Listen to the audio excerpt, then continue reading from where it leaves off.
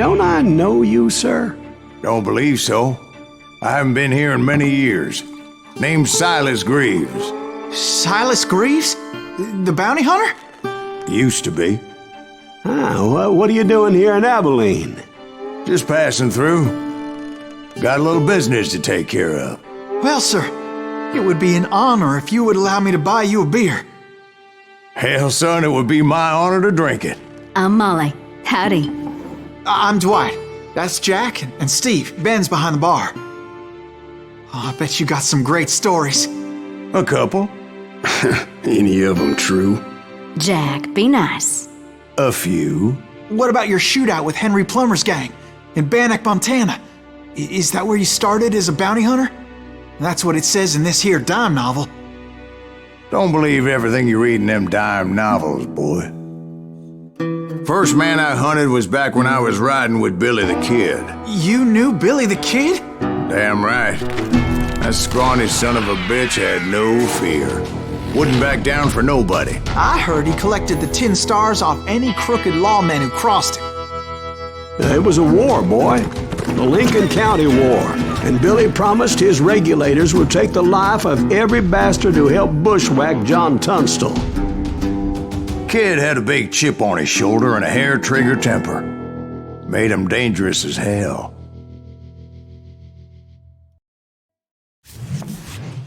It was about 30 years ago. Billy was hiding out in an abandoned farm near Stinking Springs. I threw in with the kid because the man I had sworn vengeance on was riding with Billy's enemies. But before I tell you why I want that sumbitch dead, let me tell you what happened that day. I was heading back to the hideout when suddenly I had this funny feeling. Funny, ha-ha? No, Steve. The other kind of funny.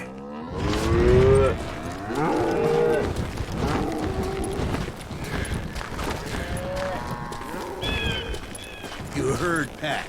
You need to stay here to keep an eye on the road. That's not fair.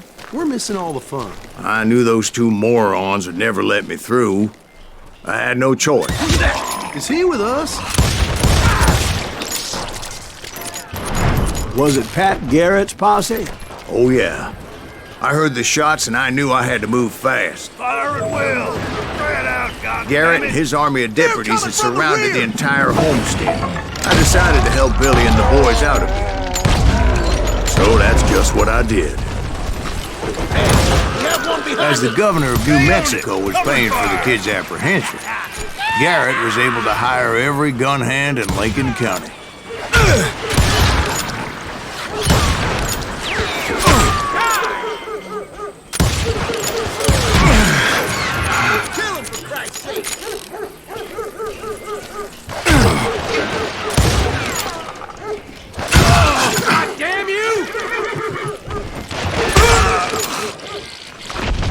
Going nowhere!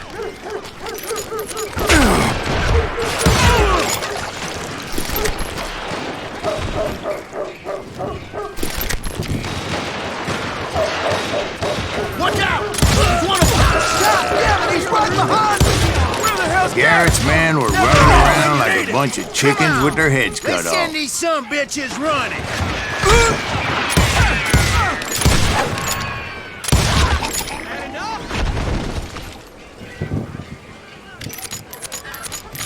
Done with you.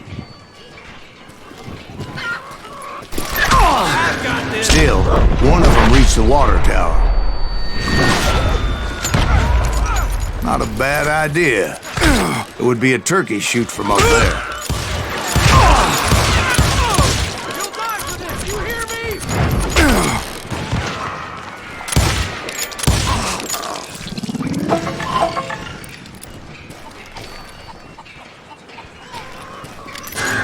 Luckily, these shooters Garrett hired weren't the sharpest tools in the shed. The right position is very important. Personally, I prefer to be on top. Oh, you do you? Indeed, darling. But where was I? Oh, yeah. A lot of them were saddle tramps or sod busters or drunken drifters looking to make a few bucks.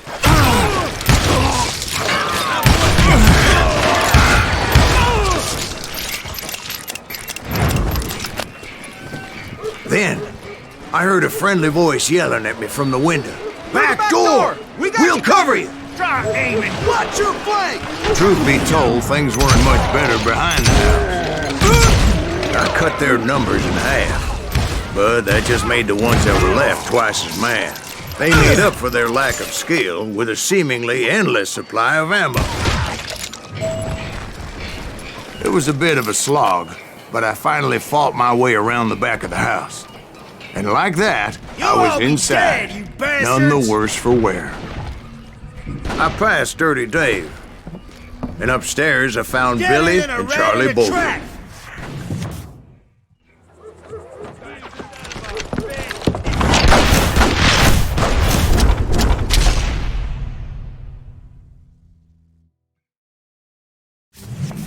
Billy looked at me and said, "About time, amigo! Grab a gun and get to the window!"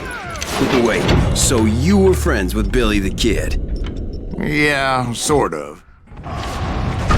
Anyway, we were surrounded by dozens of deputized shooters who wanted to do us harm.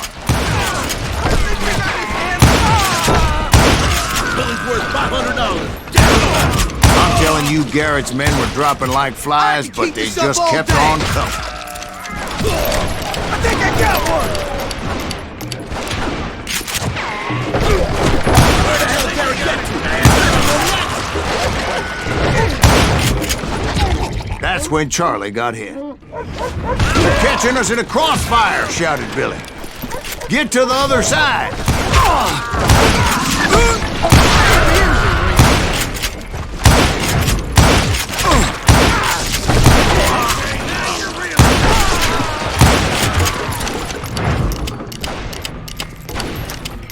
Someone shoot that bastard! I don't know how many of those cocksuckers I personally put down, but it was pretty clear, even to Billy, that maybe discretion was the better part of valor. What's that mean? It means that it was time to cut and run. "They got a Gatling!" Billy shouted. "Get the horses and bring them round back. I'll draw their attention." He directed that order at me, and I thought, why the hell do I have to do it?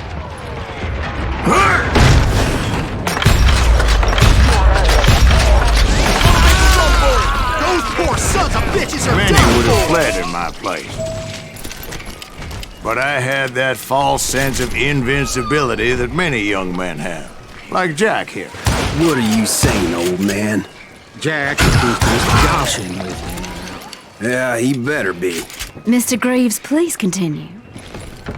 Please, call me Silas, ma'am. Now, where was I? You were heading for the barn. Making my way past the castle of fallen foes.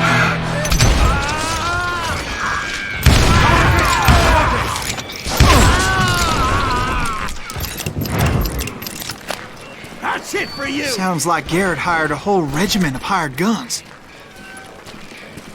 Yeah, and just when I thought I was done with them, more of these hapless bastards would pop up.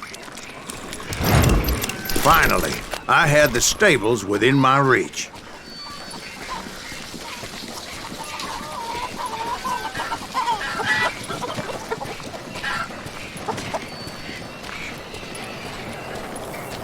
And that's when I met Sheriff Pat Garrett.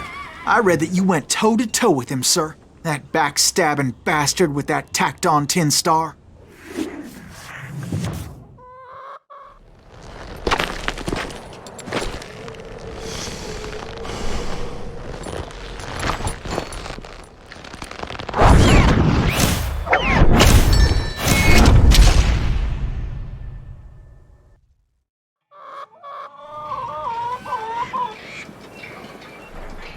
You challenged him to a showdown. You read that in a dime novel? It said he showed no fear as he took your measure with eyes like a rattlesnake.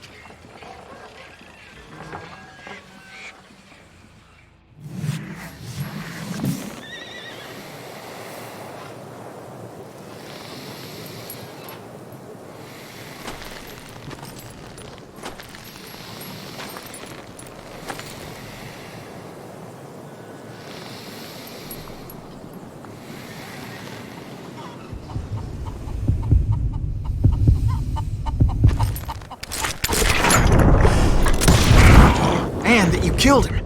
In a fair fight. Is that what that Penny Dreadful said? No, boy. That ain't what I meant when I said I met Pat Garrett. So let me start again. I finally reached those damn stables.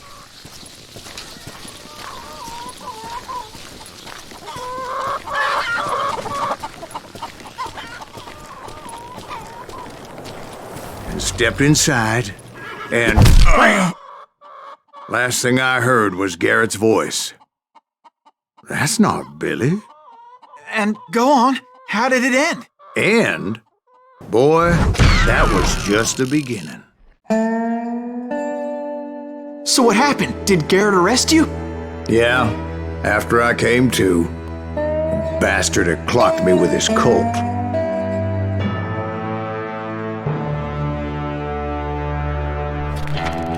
And the kid surrendered? When he realized there was no getting out of there alive. So they locked you up in Lincoln? Indeed they did. Sentenced me to hang right along with the kid. It's important to know that I was only riding with Billy so I could find the bastard I was after.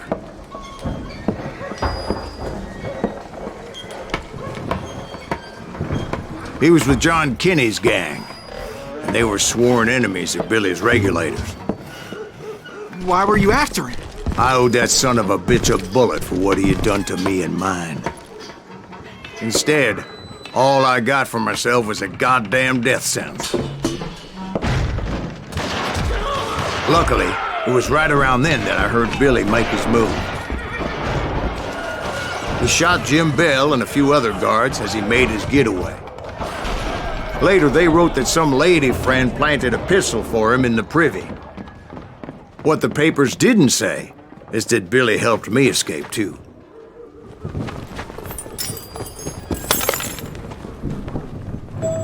My first order of business was finding a firearm.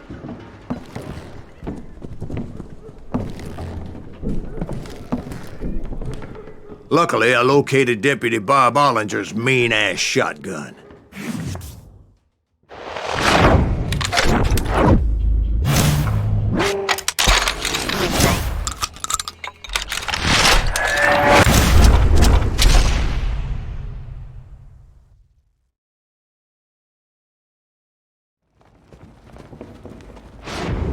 I saw Billy through the window, and he yelled that I should take to the rooftops to make my escape. So I did. Anybody see Billy? That little son of a bitch shot Jim Bell! The kids escaped raised a huge ruckus. Hell yeah, that scatter gun was like a double-barreled howitzer. It could blow a man clear off his feet. You hardly had to aim the damn thing. Guards were everywhere looking for him. Oh my God! Anybody see him?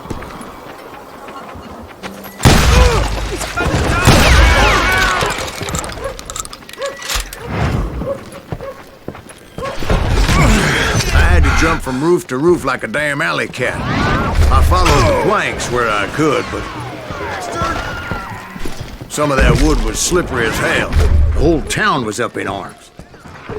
And suddenly, I was a fugitive. How the hell did the kid escape? Garrett's gonna kick our ass! Can't have gotten far! Gotta be around here somewhere. So that bastard you were after, what did he do? He did me and my family a grievous harm. But I knew if I was ever gonna find him, I would need to get my ever-loving ass out of there. I tried to be stealthy and sneak my way past. This town doesn't have a moment's peace. You! But hell, if they weren't all waiting for me. Apparently, some of them thought I was Billy.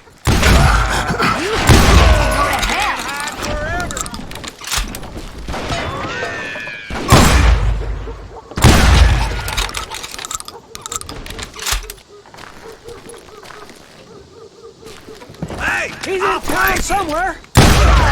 See, Me and the kid shared a certain similarity in build and coloring. I was just glad I had Deputy Bob's mean-ass shotgun. They're shooting in the street! I don't get paid. Get your headstone! There's children here. So much lead was whizzing by my head, it was like everyone in Lincoln wanted to put me in the ground. I knew I needed to find a horse. Though I never did have a great fondness for those four-legged grass eaters. Smelly, sweaty, ungrateful beasts. We prize them too high, if you ask me. Leave him to me!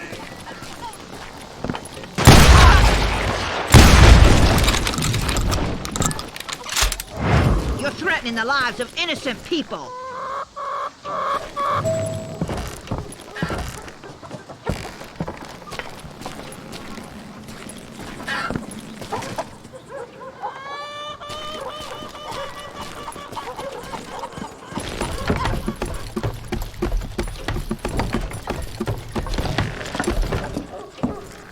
Damn town's going to hell in a handbasket! But where was the kid while you were busy getting shot at? Gone. And that's when it occurred to me why Billy set me free.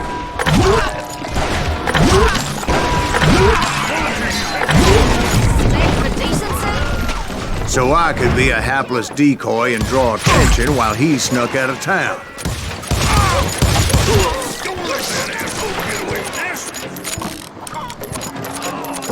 Boy, you are... I knew if I made it out of there in one piece, no one could put a price on my head.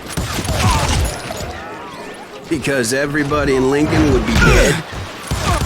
No, because they all thought I was Billy, and all that blame would fall on him. Meanwhile, Deputy Bob Ollinger was organizing a posse to put me down. He was already a mean son of a bitch, but he was doubly pissed that I stole his mean-ass shotgun. Anyway, it was me or them, and the only way forward led me straight to perdition.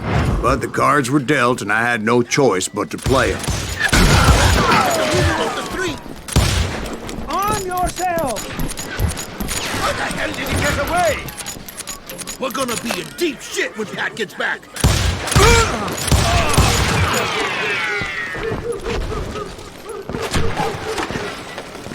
Give it up!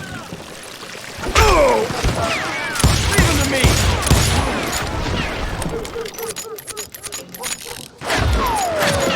Don't let him get away!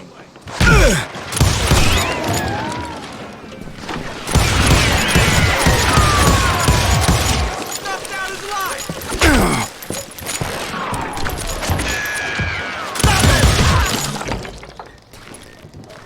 I'll flank him!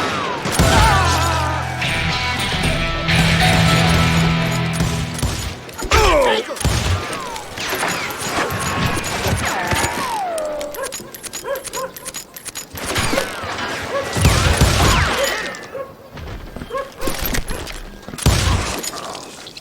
Come on out, you yellow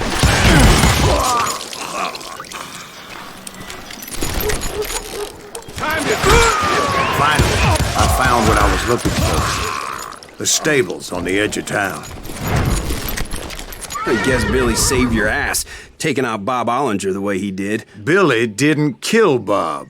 Well, sure he did. He dispatched him right after he shot Deputy Bell. No, sir. Because Bob came right up behind me, angry as hell that Billy had lit out. "Hello, Bob," I said. "I think you better let me go." And he says, "I don't think so, boy. Not with my shotgun." So we stood there in the middle of the street, eyeball to eyeball. He intended to kill me, and I knew I had no choice but to defend myself.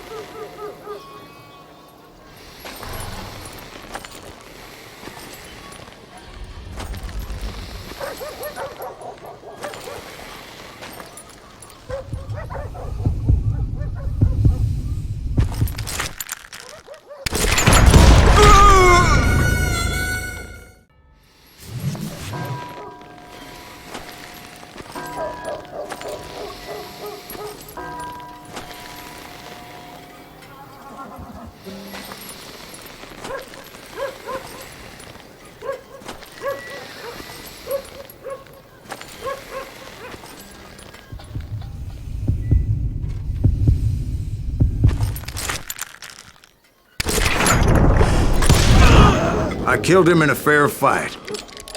Everybody saw I had no damn choice. Well, Lincoln got a mite depopulated that day. Pat Garrett gunned down Billy 3 months later, so his escape was all for naught anyway. So where'd you go after Lincoln? Mexico. Until I realized nobody was looking for me. I ended up taking a job at the Rurales. The Mexican Rurales? I was hired to help them track down the cowboys. The most vicious outlaw gang in Cochise County? Curly Bill Brocious? Johnny Ringo? Led by old man Clanton himself. They must have paid you a pretty penny to take them hombres on. Not really. But truth be told, I had my own reasons for going after those boys.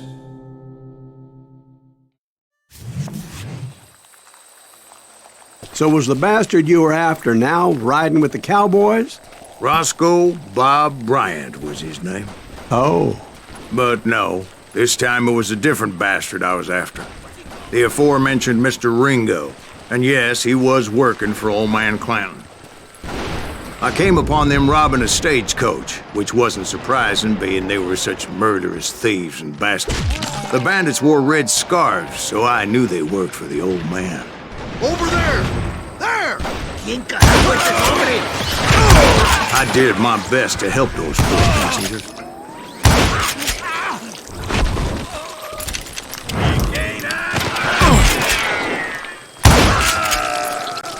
Moments later, the attackers were dead, and I checked the stagecoach to see how many passengers were still breathing.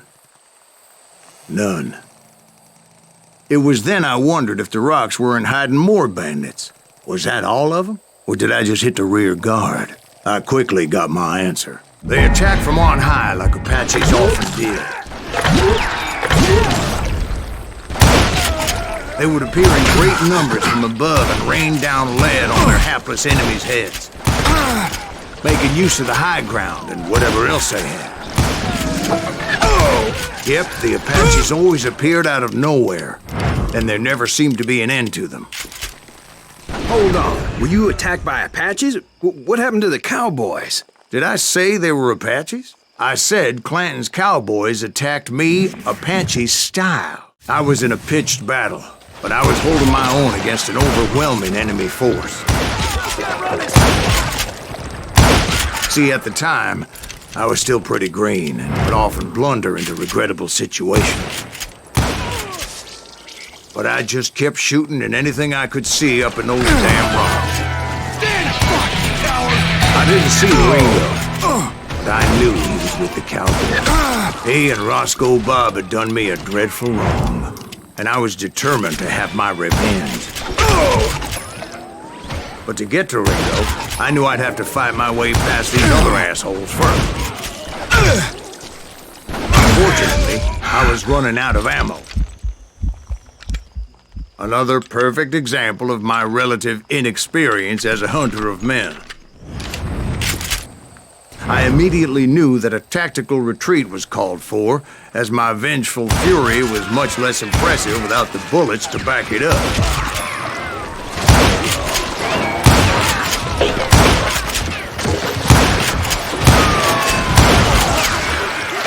Finally, they managed to corner me. Trapped as I was, the odds of my survival seemed pretty slim. Luckily, serendipity was on my side as I suddenly spotted a way out of my predicament.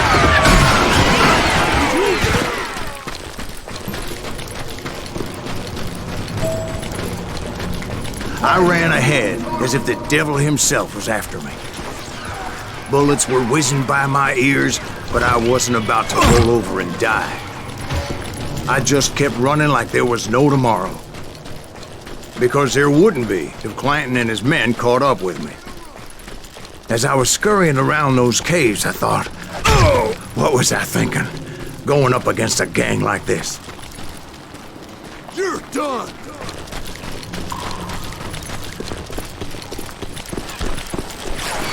I just kept running, not knowing where the hell I was going.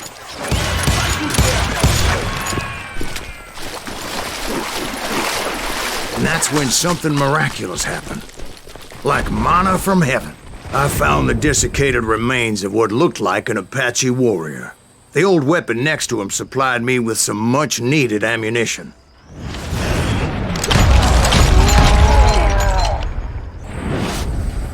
Bat Masterson once told me it was more important to be lucky than good, and he would know.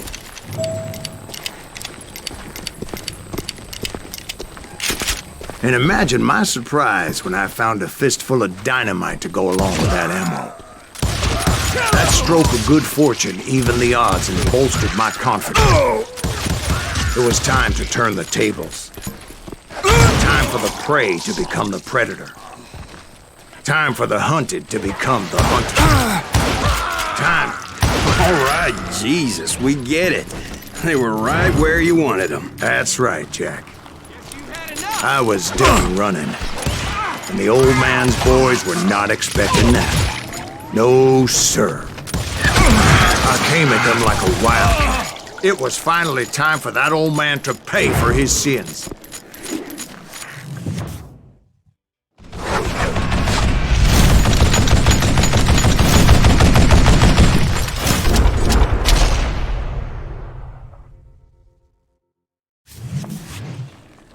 I yelled out at the top of my lungs, "Clanton, I'm coming for you!" A little stealth might have made more sense, to be perfectly honest. Because that old fool had a Gatling gun and enough bullets to last him till kingdom come. But I knew I could not let that deter me. Not if I was to find and kill Ringo. I needed to get that old man off that gun.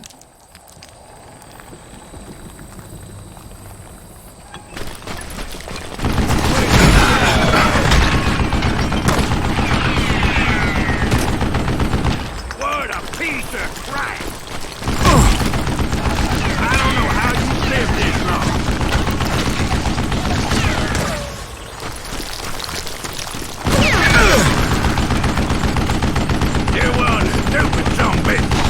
Most everyone thought it was the Juarez who had come up against him in Guadalupe Canyon, but it was just me.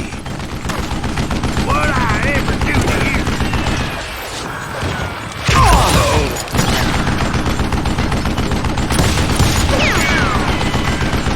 Wait! Goddamn boat! Got the drummer!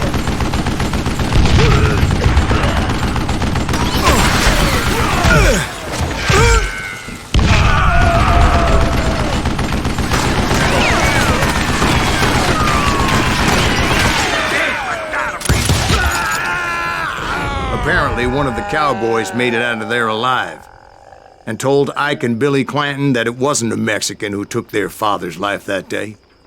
They just assumed it was one of the Earps, and that little misunderstanding eventually led to that legendary gunfight at the OK Corral.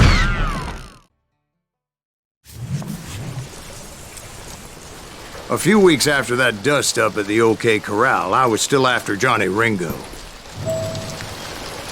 I had tracked him and the cowboys to their hideout at a sawmill, and they were loaded for bear.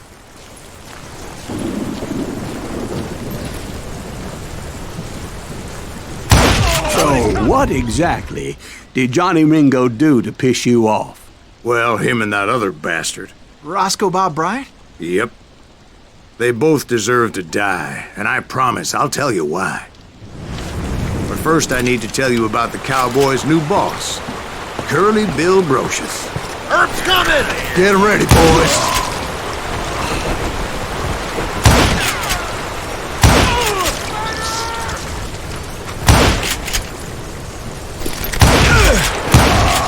Curly Bill took charge of the cowboys upon the old man's demise, and after that gunfight at the OK Corral, the Clantons wanted revenge.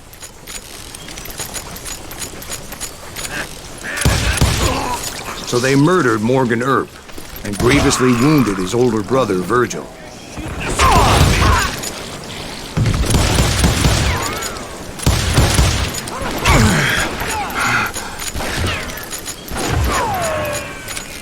that one of White's boys? Wyatt and Doc went on what became known as the Vendetta Ride, hunting those outlaws down. So when I showed up, that's who they thought I was. Die for Christ's sake!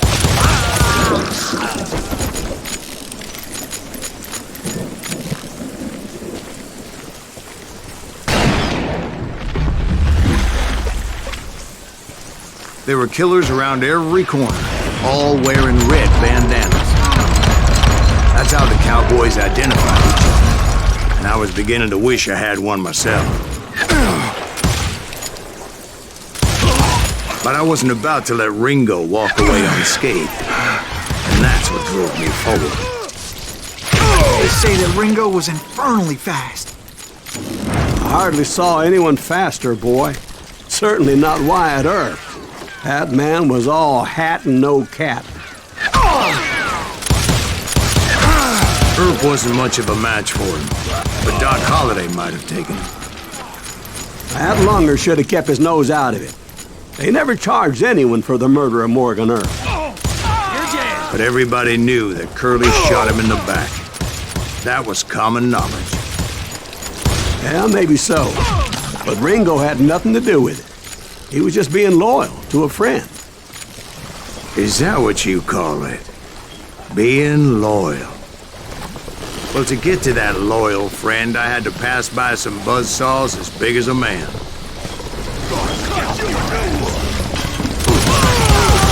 Excuse me, sir. I have a question. What's that, Dwight? After old man Clanton died, why didn't his son take over the Cowboys? Because Ike Clanton was dumber than a box of rocks and a yellow belly to boot.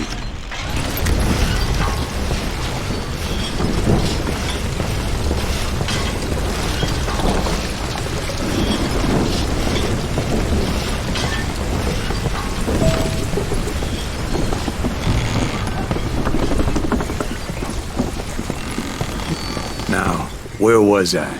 Taking down the entire cowboy gang single-handed. Indeed I was, Jack.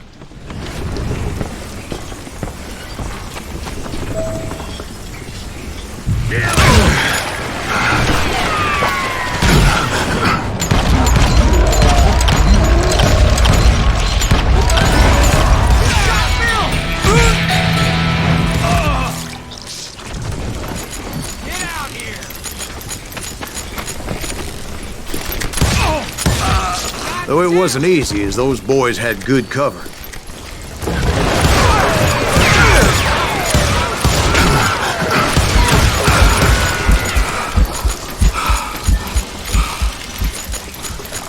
You can't hide from me!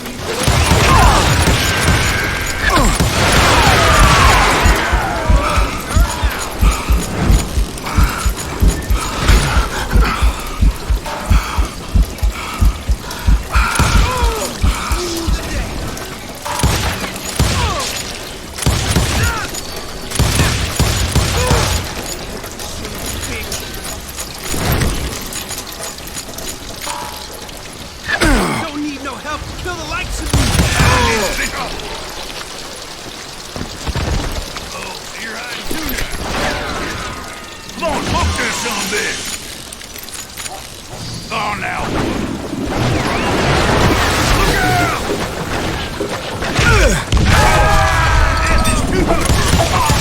There were carts everywhere, piles of lumber, and God knows what else for people to hide behind.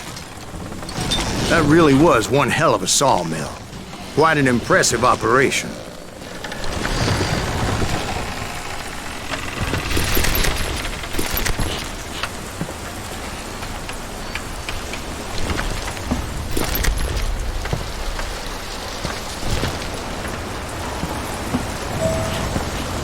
And where was Curly Bill? Did you see him? I'm about to get to that, Ben. Patience. I'm painting a picture here. There was this beautiful waterfall and a crystal clear stream that led to a verdant valley that was truly... Consider your picture painted. What happened next? Well, finally the bastards that were still alive made a last stand.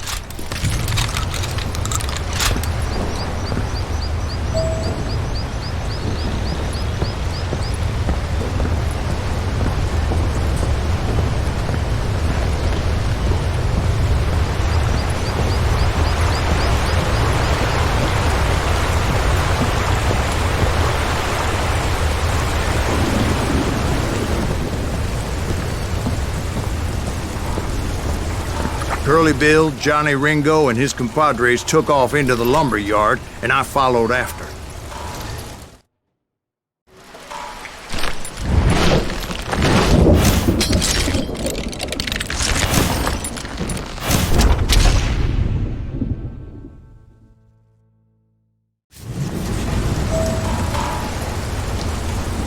Are you saying they ran?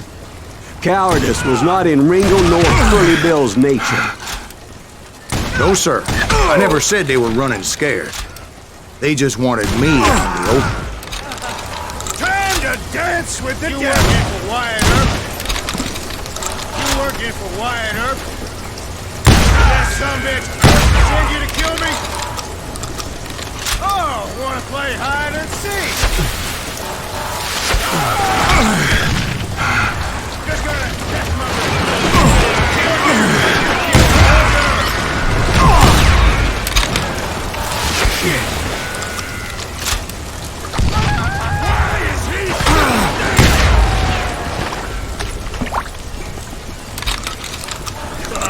Come out, wherever you are!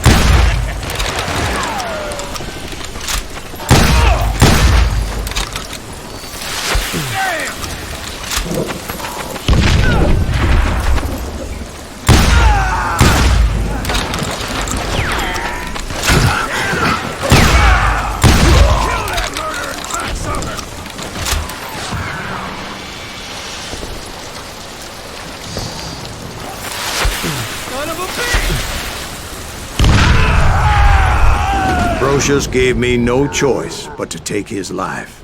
But Ringo was nowhere to be found. I knew you didn't kill Ringo, because he was found dead in a different location altogether. To this day, his killer is still unknown. Indeed. Took me a few months before I finally tracked his ass to West Turkey Creek Canyon.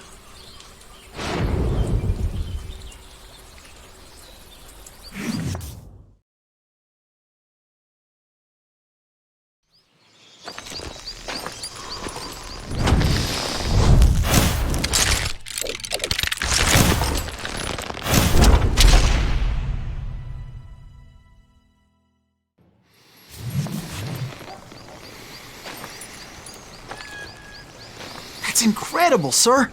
I always thought that Doc Holliday was the one that killed him.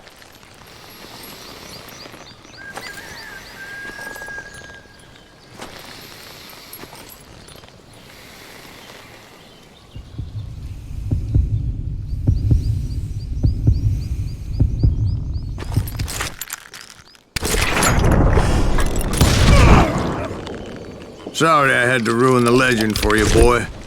But the legend ain't always true. I was paid a healthy bounty for Ringo and Curly Bill, and realized there was real money to be made. That's why I went after Henry Plummer.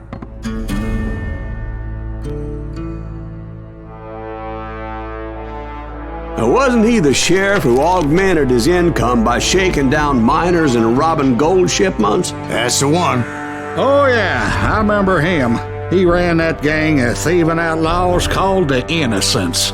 So it's true that you went toe-to-toe with him? Indeed I did, son. Indeed I did.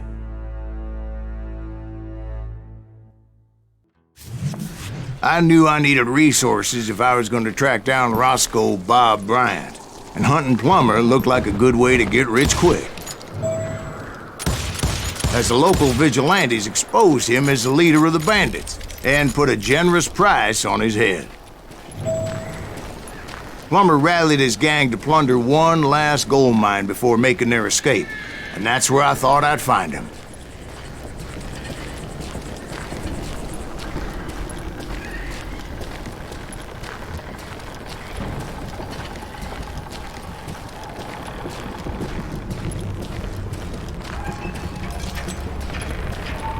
It makes me nervous standing so close to all these goddamn barrels of gunpowder. Why would you be nervous? No one has the cojones to come after us. As long as you don't light up a cigar, we're fine. Besides, George is up there on the rocks with that rifle of his. Oh, yeah? Well, who the hell is that? As my late father pointed out to me more than once, God made men. but Samuel Colt made him equal.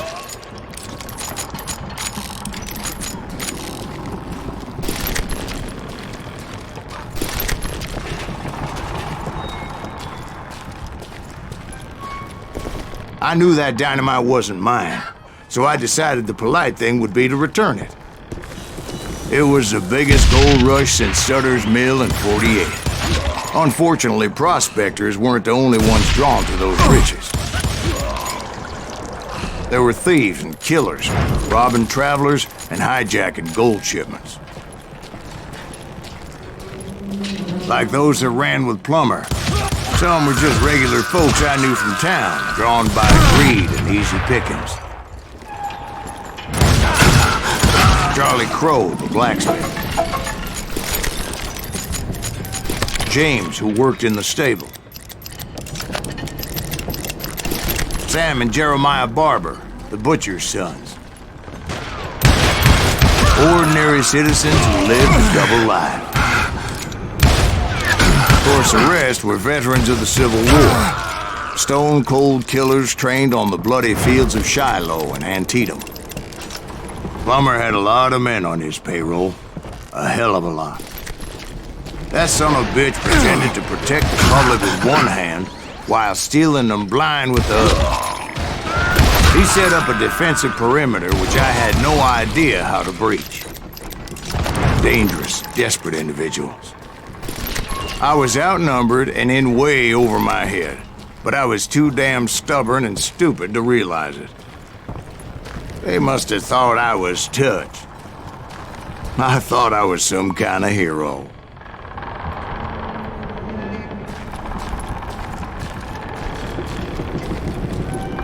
I finally made it past and headed on to meet my destiny. But first, I had something I needed to figure out.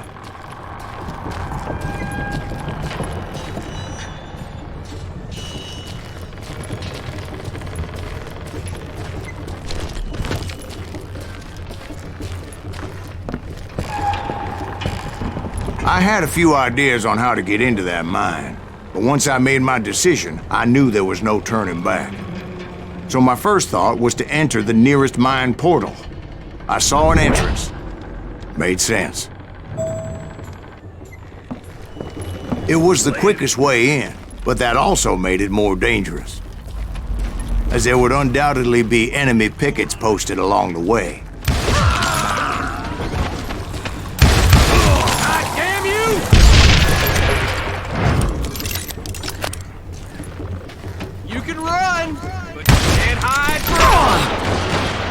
Besides, once you enter a mine like that, it's easy to get all turned around. And that confusing maze of corridors wouldn't even be the worst of it. Some of those shafts could be as deep as hell.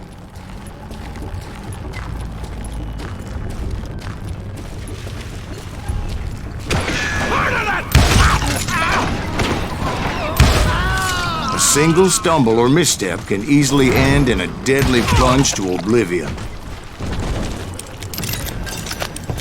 I got this!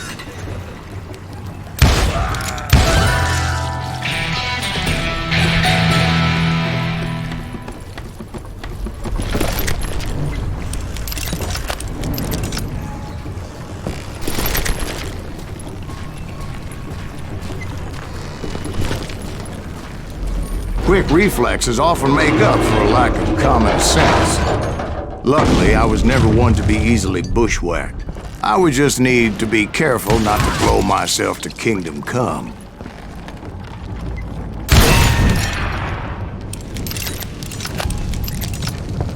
Take that asshole! With all that gunpowder and dynamite everywhere, a body has to know what he's shooting at.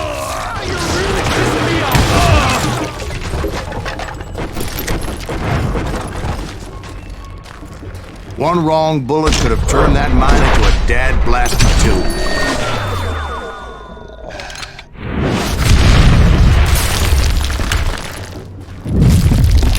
I freely admit that my plan of attack was not just moronic, but clearly indecisive.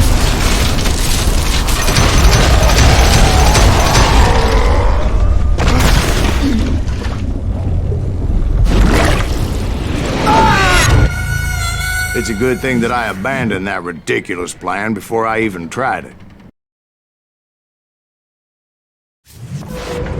Instead, I spotted a ladder, way into the mine from the opposite side.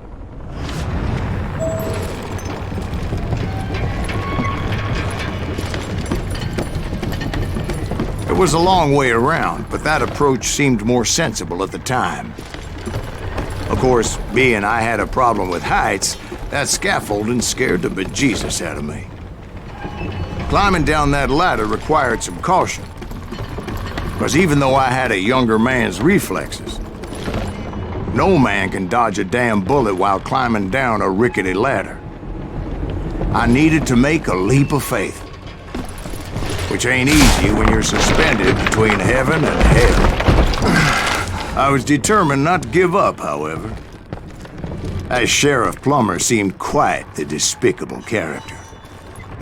When the vigilantes discovered what the sheriff was up to, people were outraged.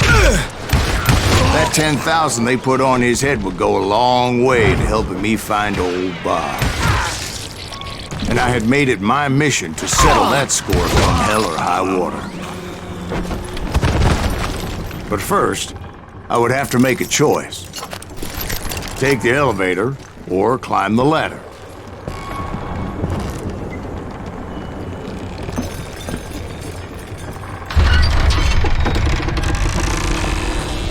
I picked the more convenient and more dangerous route.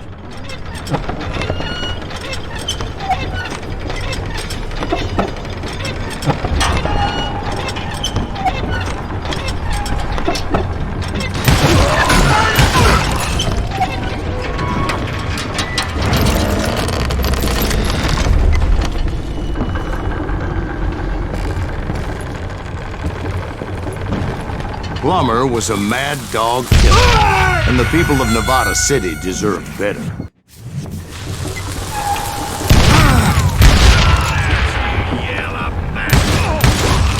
Right, well, he was the sheriff of both places at one time or another, but that's neither here nor there. The point was, taking him down would save a lot of lives, including my own.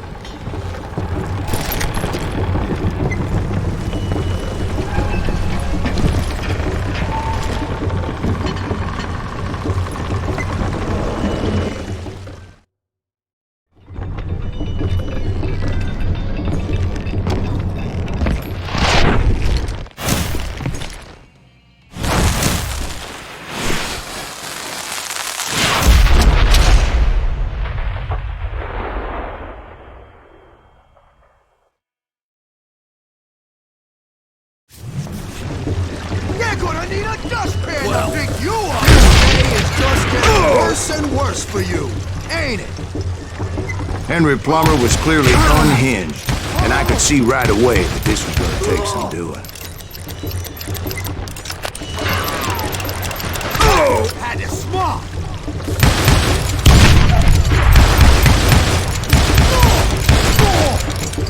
No blood money for you today! I need some help here! Who said you could throw dynamite? Take this cocksucker out!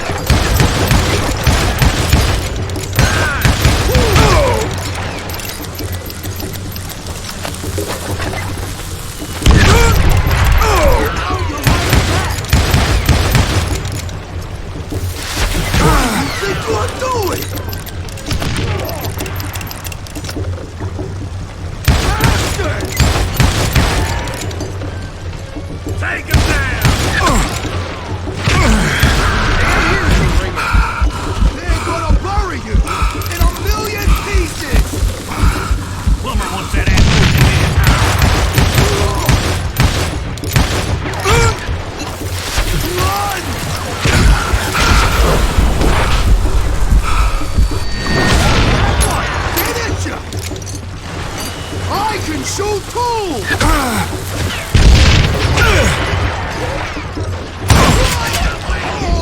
So that's how Henry Plummer died. Him and his crew were worth their weight in gold. And now, I was officially a bounty hunter. So, did you finally go after that Bob feller? Well, I heard word he was in Kansas with John Wesley Hardin. So that's where I went. Where in Kansas? Abilene. Why do you ask, Ben? No reason. Was Hardin as fast as Ringo? Ringo was fast, but John Wesley was as fast as the devil himself.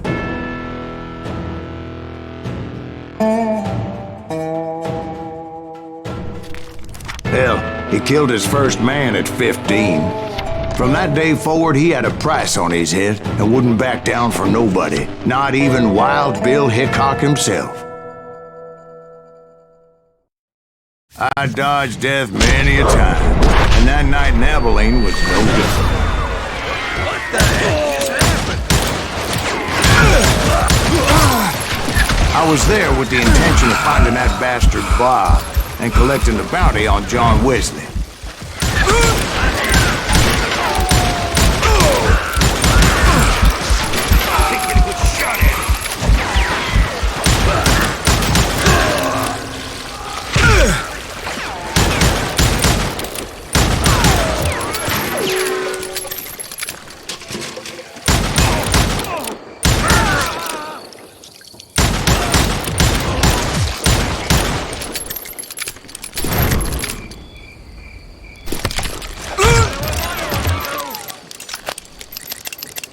I thought the Texas Rangers got Hardin.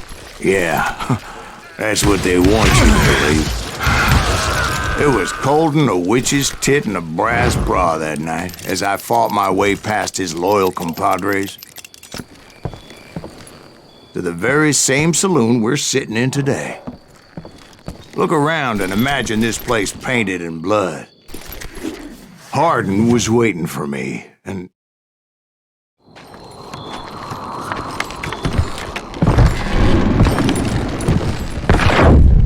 wait, I'm jumping the gun here. Let me back up and give you some background on this sumbitch. He deserves that much. Don't you think so, Ben? John Wesley Hardin was a killer. By the end, he confessed to taking the lives of 42 men.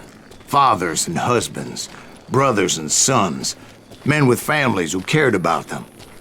He was a bona fide folk hero by then, and had amassed a gang of armed miscreants and other assorted thugs. He and his men set up camp outside of town, and I was hoping Bob was among them. Shit, it's cold out here. Freezing my giblets off. Ain't right, we gotta stay out here keeping watch like this. Damn it! Shoot that son of a bitch! They didn't ask why I was there. They knew, as most of them were wanted as well. I figured Hardin was here somewhere, but to get to him, I'd have to get past his gun hands. I had to spill a lot of blood to find out Hardin wasn't in that camp. He was carousing in town with his closest friends.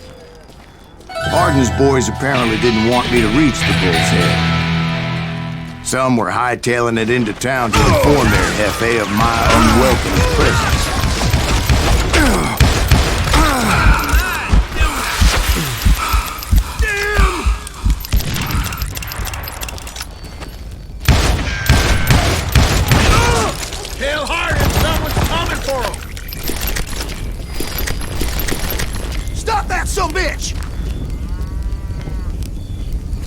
Let the boys know we got another law dog.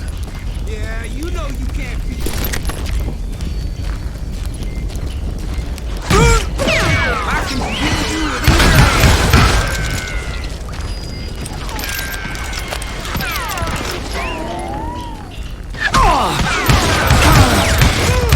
I wondered if Bob was among them.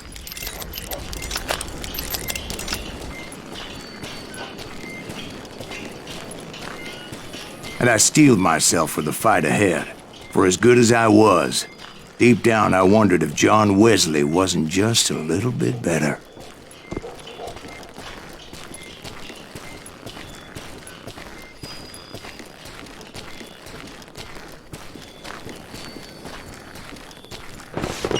Before I could test my mettle against Hardin, however, I would first need to dispatch his cadre of hired killers. Most of these degenerates were beyond redemption, but John Wesley might have been a different story. I didn't learn until later that that night was in fact his birthday celebration.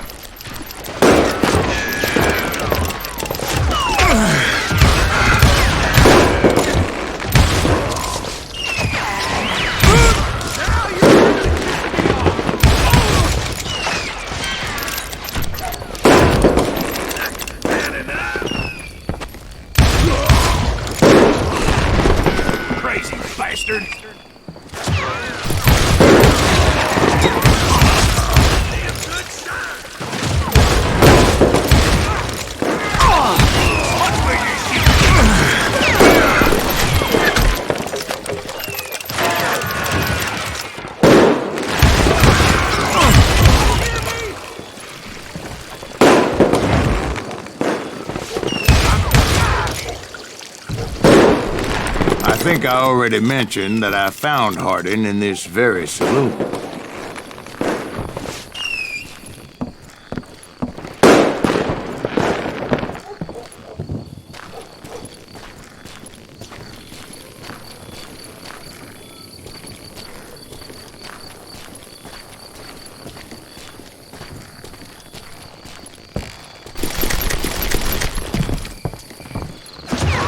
Suffice it to say, nobody there was happy to see me.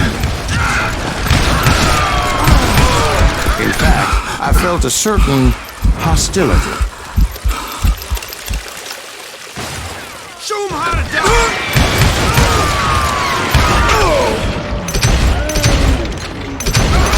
I was disappointed that neither Bob nor John Wesley were among the dead. But that was short-lived, as a moment later I was facing down the fastest gun in the West.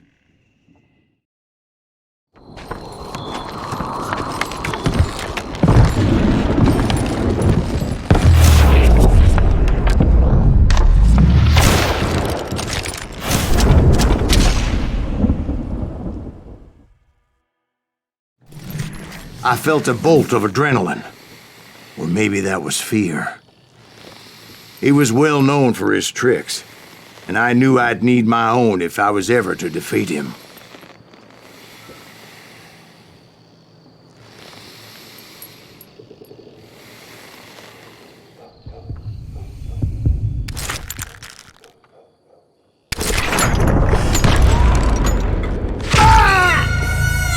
No, wait! He didn't hit me then. I'm sure of it.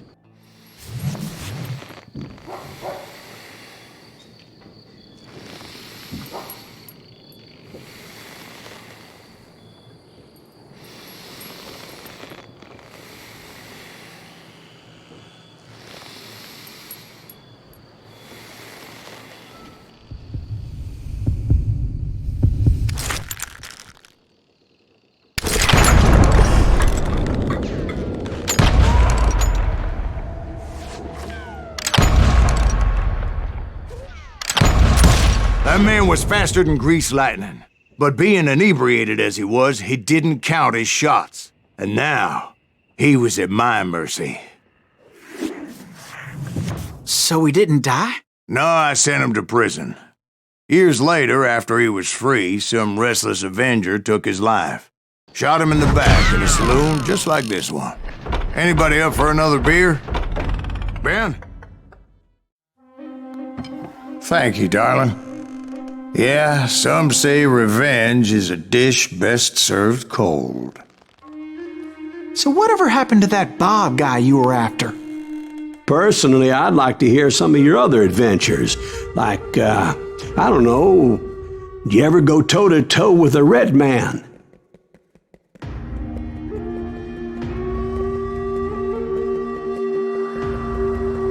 Yes, I did, Ben. I remember once I was after this renegade Apache, Grey Wolf. Strangely enough, revenge was also his primary motivation.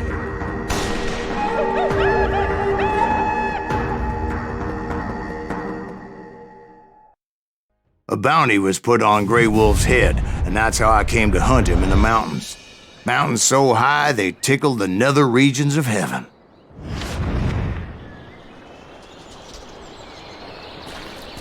Grey Wolf was a Chiricahua Apache medicine man who had led a war party in revenge for a massacre against his people.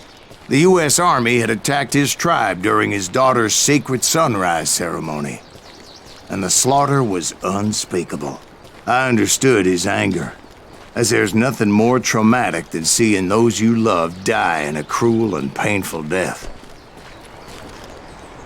Right from the beginning, I couldn't shake the feeling that Grey Wolf was watching my every move. He led a band of young Apache warriors who wanted retribution and were more than willing to die for him.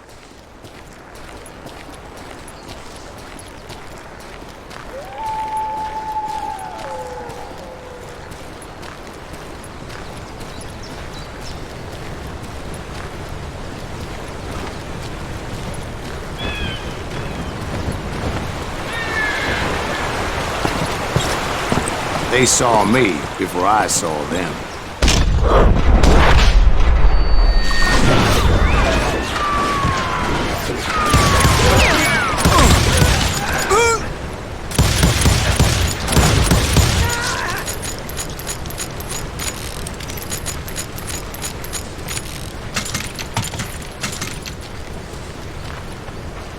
And it crossed my mind that maybe this wasn't such a good idea. But now that the shooting had started, there was no backing down.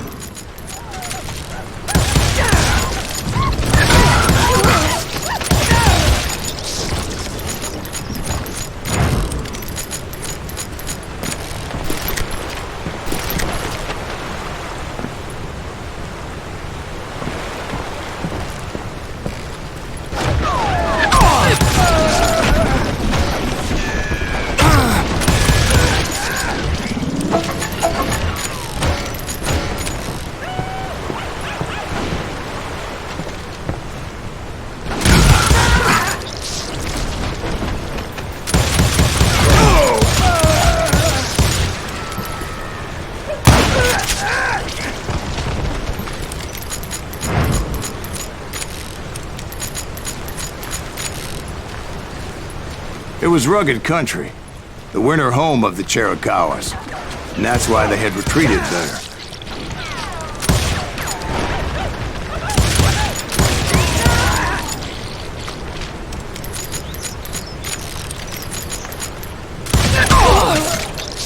I admit to having some regrets about going after them the way I did. But then again, I got a lot of those.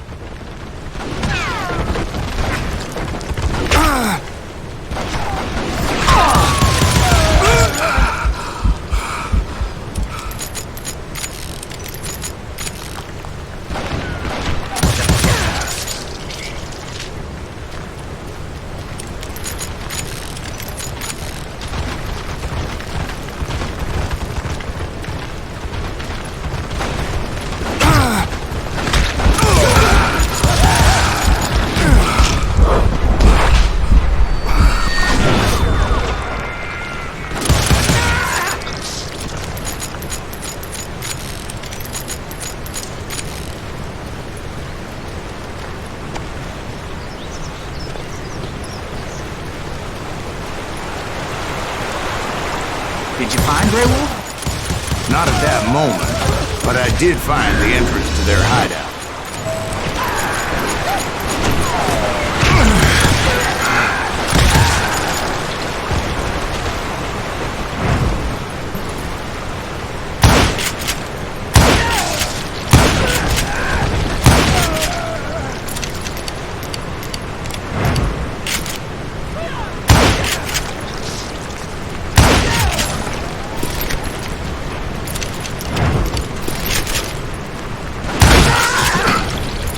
Deep crevice that led to a deeper cave. Don't tell me you went in there. Yeah, but it's not out of bravery so much as pure, angry cussedness.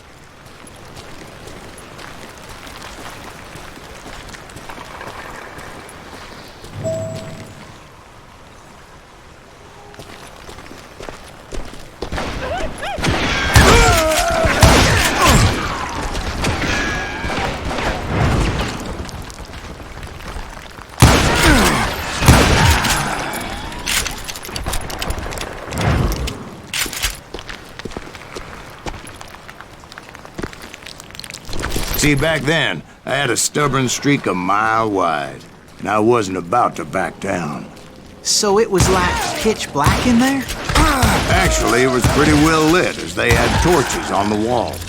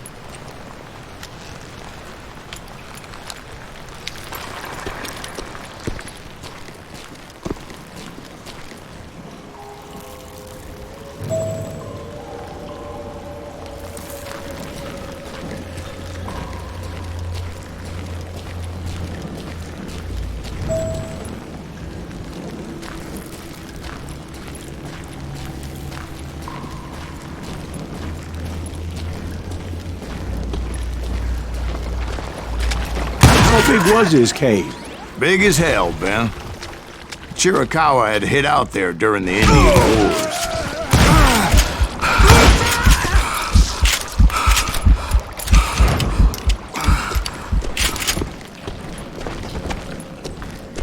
They thought it was haunted with the ghosts of those murdered by the horse soldiers. The cave was haunted with dead Indian ghosts?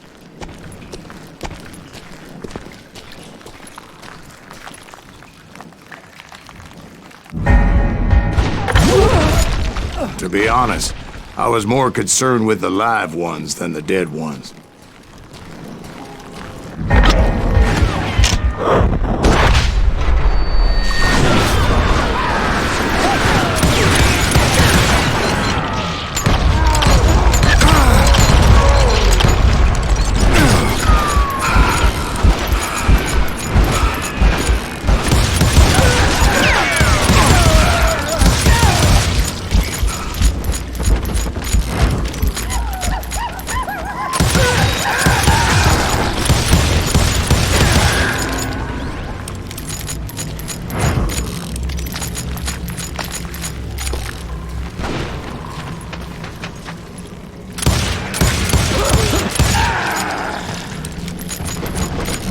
How come you know so much about engines? A few years back, I was married to two Mescalero women.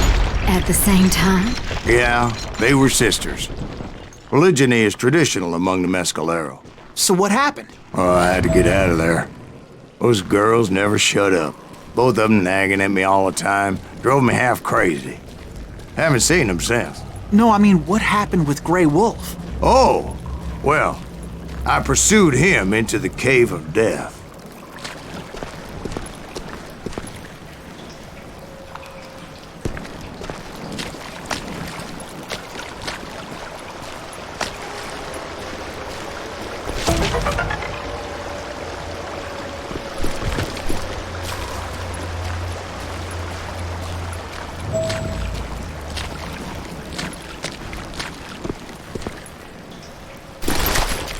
I came upon this flooded grotto, and that's when I saw him. He came to me unarmed and unafraid.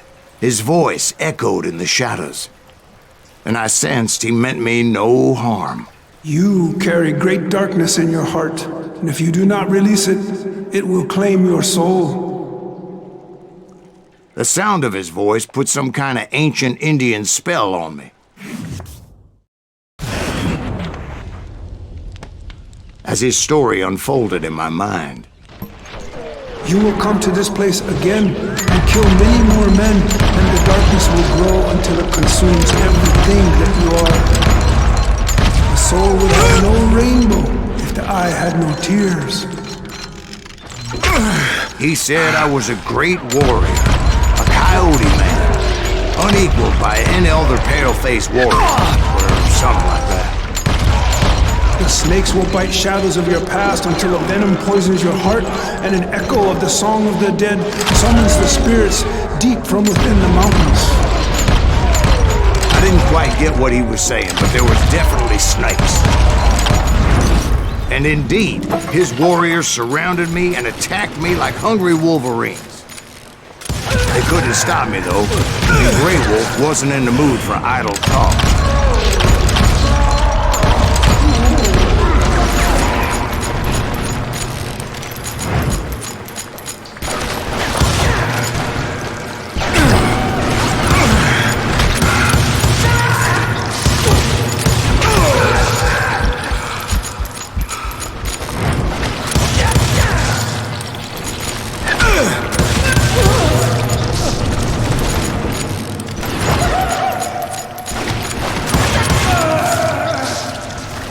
I swear I couldn't see any way out of this trap.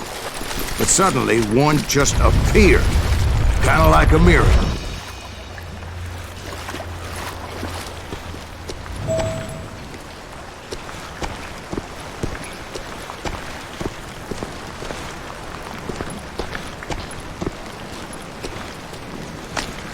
I felt like I would be lost in that damn cave forever.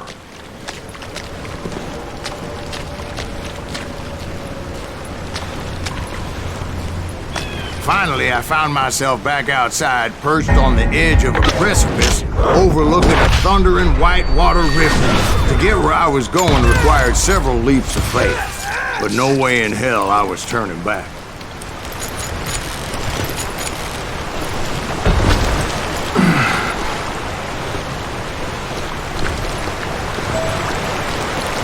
I chased after him, determined to make him explain the meaning of all that mumbo-jumbo.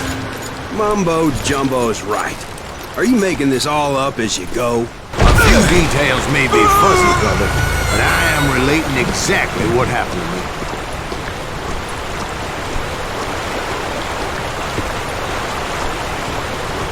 There were dozens of Apache warriors aiming at me from on high. Dozens? Well, maybe not dozens, but there was a lot of them. At least 3 or 4. Well, more than that, little lady.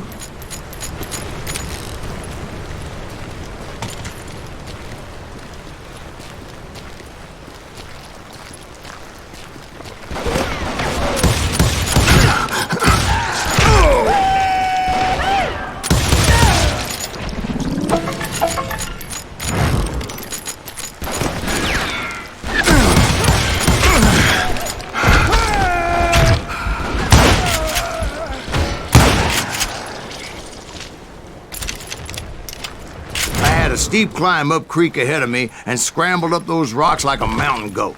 I was determined to locate Grey Wolf and find out exactly what the hell he was trying to tell me.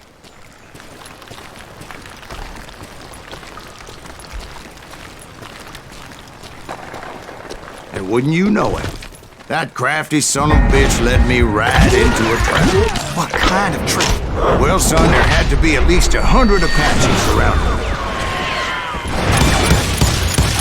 100? God be my witness. Oh, come on. Who are you kidding? Hey, I believe you. Come on, tell us how it ended. All right, but I'm not gonna drag this out. Where were we? You were surrounded by 100 Apache warriors. Well, I didn't take the time to count them exactly, but there were a lot of them.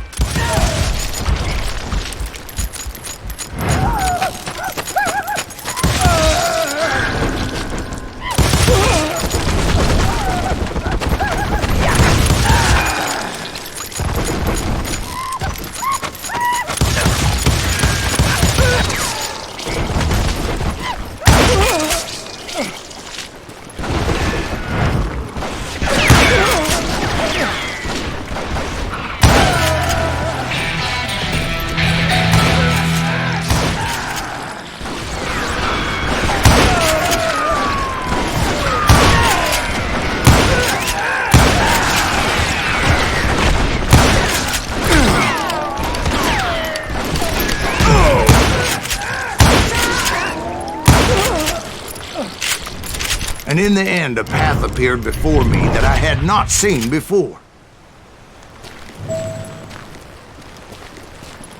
I followed it as I desperately needed to find out what Grey Wolf was trying to tell me.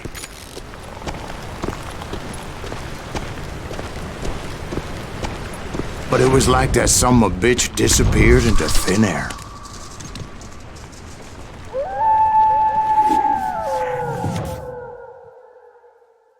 Thank you, darling.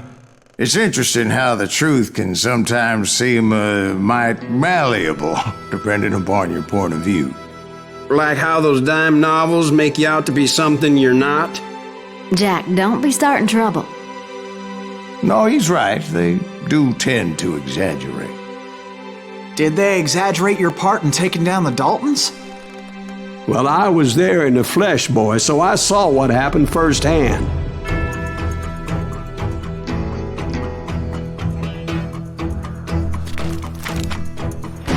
Those Daltons were lawmen once, before they all went bad, robbing banks and trains clear across the territory.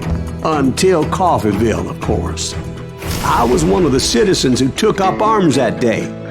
Fighting on the side of right? I did my best, sir. We all did. It was early morning. One of my friends was a local gunsmith, and he handed out firearms to anybody who'd take one. You see, the Daltons got it in their heads to rob 2 banks at the same time. 2 banks on the same damn street. The story was Bob Dalton's girl was always writing him about how he had no ambition.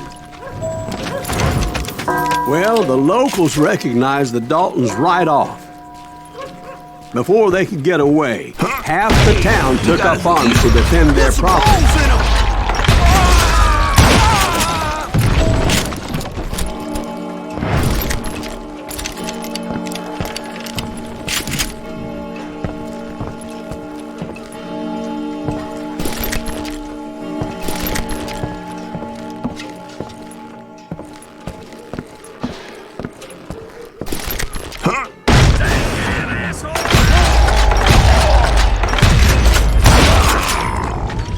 The brothers paid dearly for their stupidity, but everybody knows they had it coming. There's more to it than that.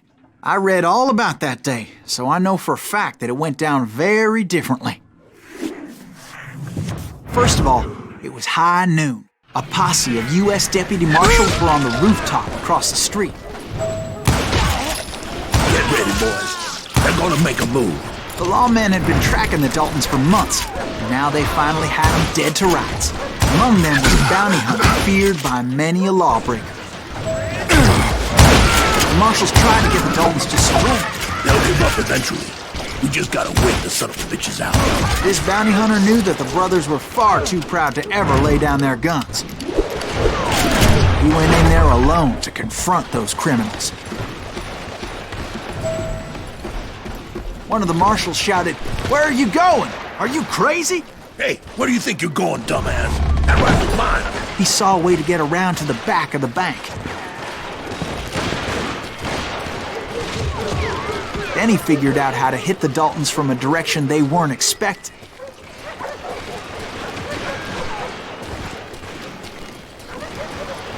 From above. Fortunately, a water tower was right there.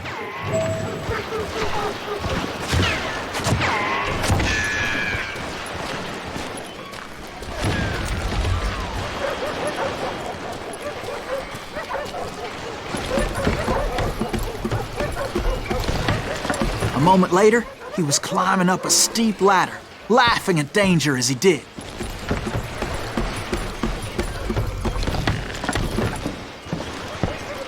It was brave men like him who risked their lives to tame this wild country.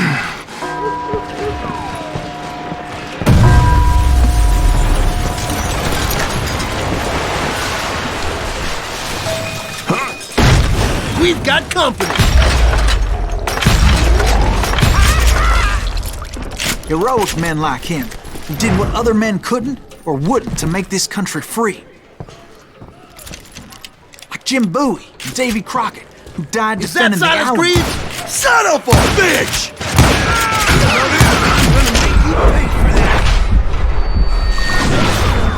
He just dodged a damn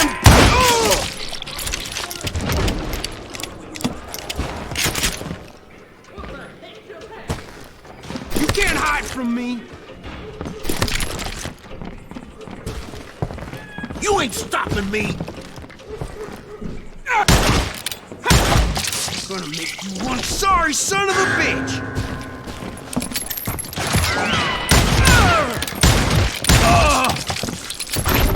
I can kill you with either hand!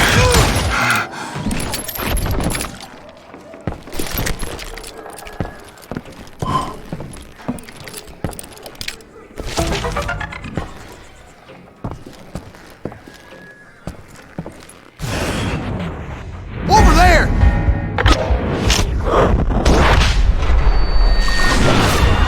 What? That's Silas Greaves! What the hell? Blam! Blam! He came away victorious, taking down those thieving Daltons.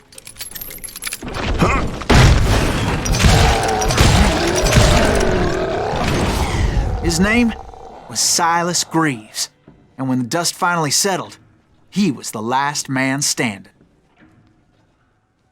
Sorry, kid, but that just wasn't the way it happened.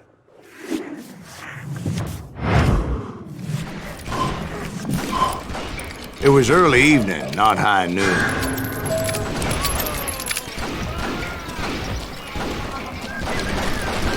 I was late to the party and Coffeyville was already up in arms. The Daltons blew up a safe and were all set to hightail it out of there. Those pathetic deputies surrounding the bank were dropping like flies. For you!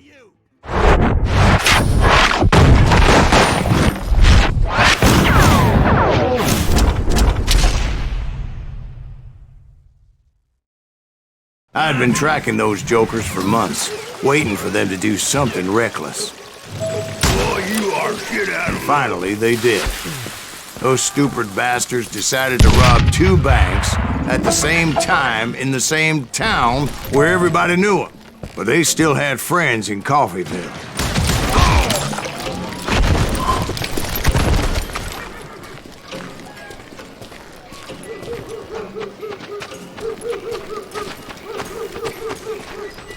Hey, you got us a hero. Put some holes in him! And those friends came after me like a pack of wild dogs, tooth and nail. They were coming at me from all directions. I caught sight of the Daltons running with the money and didn't want to lose them. The problem was, they knew the town better than I did. To top it off, I found myself in the middle of another shootout entirely. We gotta get out Did the Daltons hole up in somebody's house? No, it was the Smiths, I believe. They were cousins of the Daltons, and they were shooting at the Browns, who were shooting at the Daltons, which wasn't any surprise, because those 2 families have been feuding forever. And since the Joneses are related to the Browns, they shot at the Smiths, pissing off the Heimhoffers, whose daughter recently married a Smith. Well, bullets were flying every which way as all the old feuds in Kansas caught fire all at once.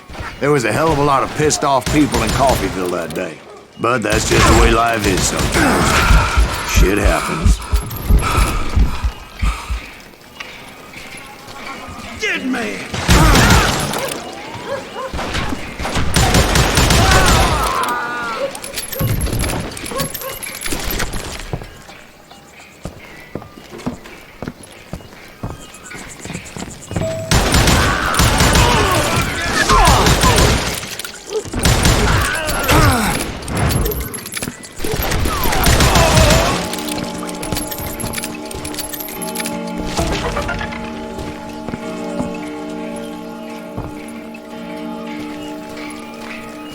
The Dalton boys knew I would never give up.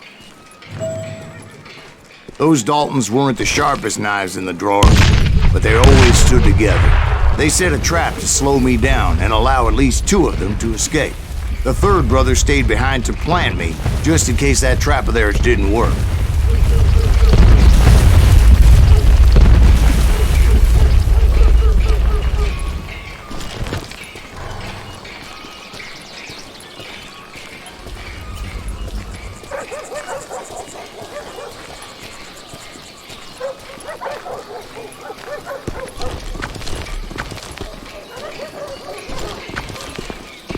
It was Emmett, the youngest, and he decided to stand his ground and face me down. I ain't afraid of you, Silas Greaves. This is where it ends for you. He was determined to protect his brothers. I understood how it felt.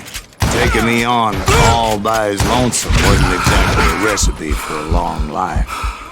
I'm eager.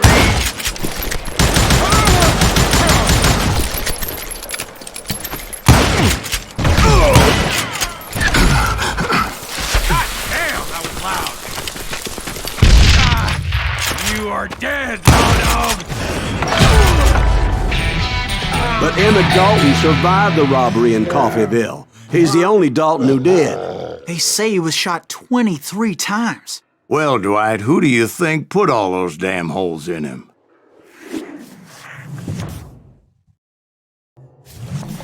We'll get those suckers. It took me a couple of days to track the Daltons down. They can't get away with this! And in that time, a whole posse of local vigilantes offered to lend a hand. We'll track him to the ends of the earth. They seemed as determined as me to find those outlaws. But as we headed into those swamps, it was like I had my own private army. There was no way those boys were getting away this time.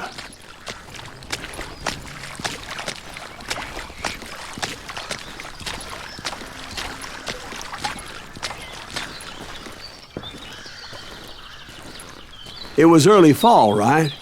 Beautiful time of year. At least you had the weather on your side. Not by my recollection. It was damp and foggy as hell.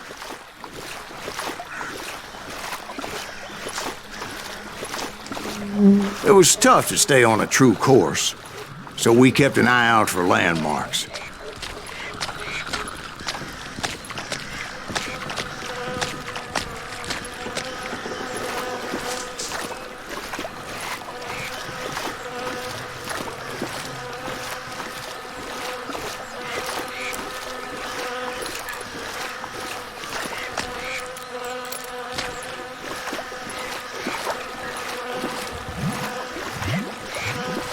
It was autumn. The maple trees were in full color, red as blood.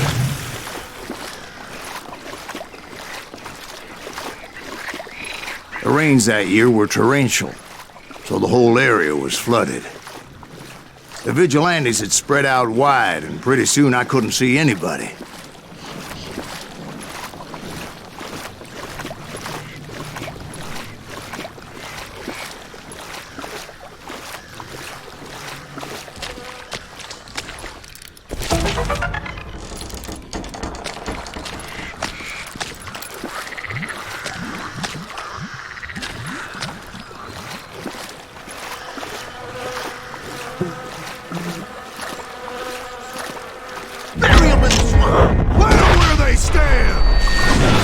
Except for some bitches ahead of me wanted to do me harm, so I had to face them alone.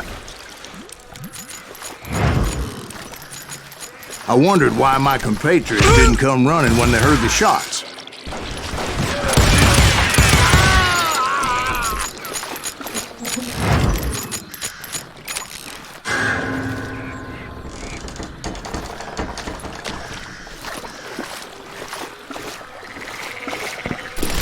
So did you find the Daltons? Not yet, but I did have the questionable pleasure of meeting a few of their friends.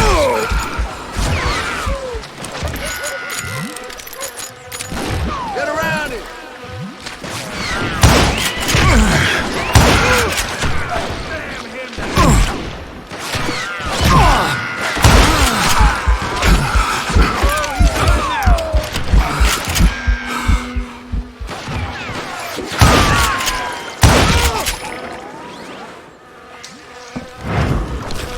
The boys had established quite a reputation by that time, so they attracted all manner of riffraff to their cause.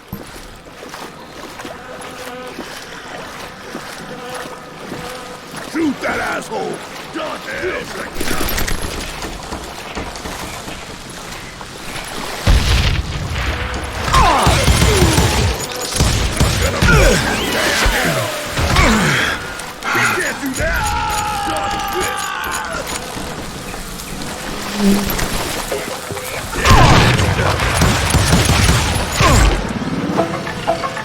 Point being, I was under serious attack.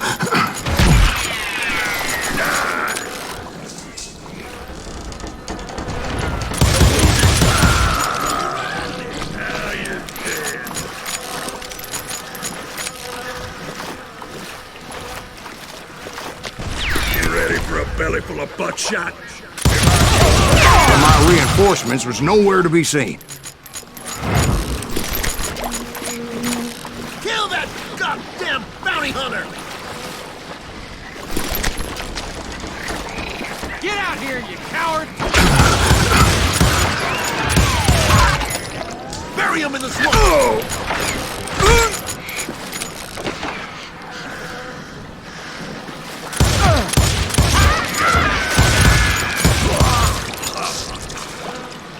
Die, you damn bounty hunter!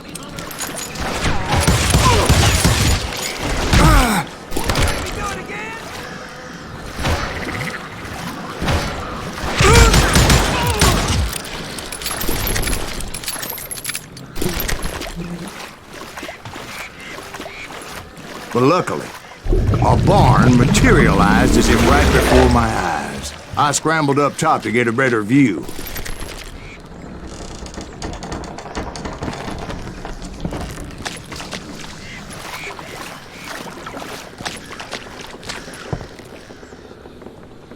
But just ended up falling inside. So, how did you get out? The barn doors was open. About right then, I saw some suspicious characters running for the bushes. Of course, I followed them. But that goddamn swamp was like a goddamn maze, and pretty soon I had no goddamn idea where I was. Steve? So I just started walking, and pretty soon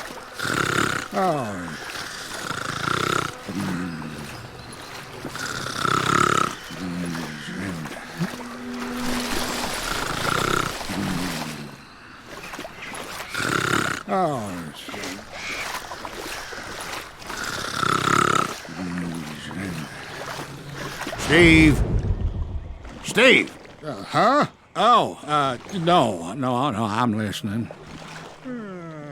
Indians surrounded me from all sides.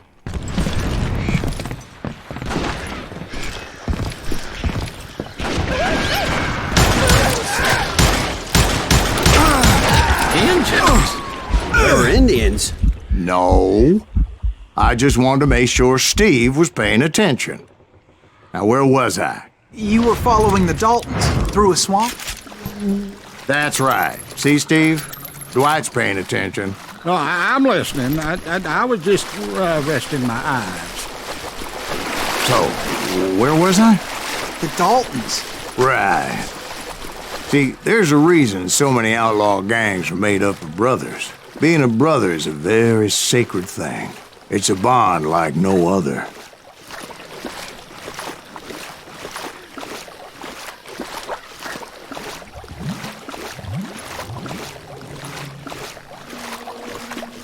Bounty hunter! Stop that, son bitch! So did you ever find the damn Daltons? Not yet, but I did find a few of their cousins. You Kansans breed like rabbits. Or Smiths or Heimhoffers or who knows what.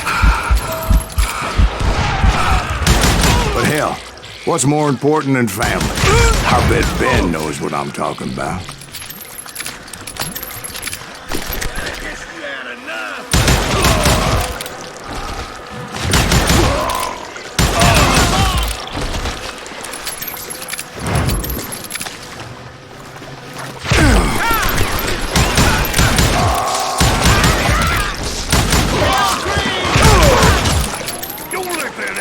Get away with this? Oh, now what?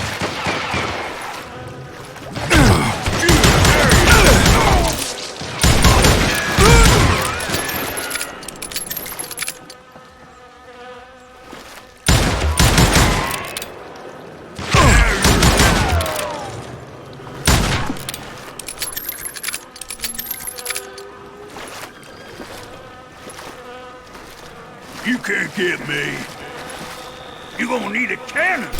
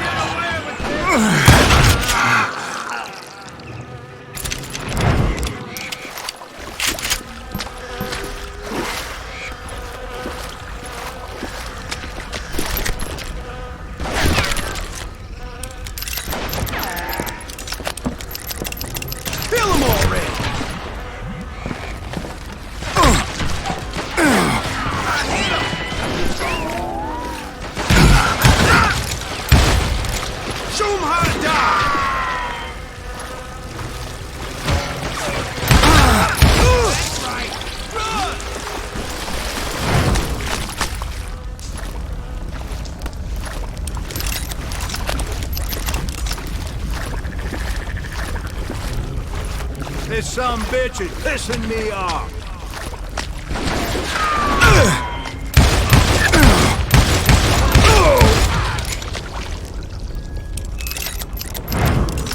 Yeah, you know you can't beat me.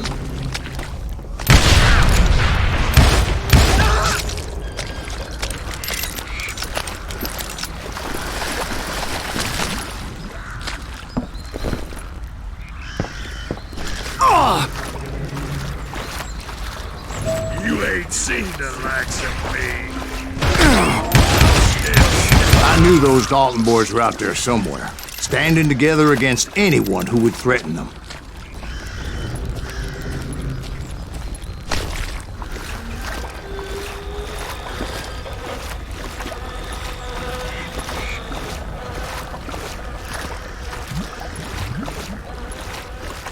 And that's when I saw it. A goddamn steamboat. A steamboat in a swamp? Yeah, Steve, but this wasn't much more than a wreck, really. But how'd a damn steamboat end up in the swamps? Guess it floated off during the flood of '89. Now, was it a stern-wheeler or a side-wheeler? What? Does that really make a difference, Steve? It was a steamboat with a goddamn army on board. It was then that a fusillade of bullets come raining down from on high. And those vigilantes who accompanied me weren't anywhere to be found.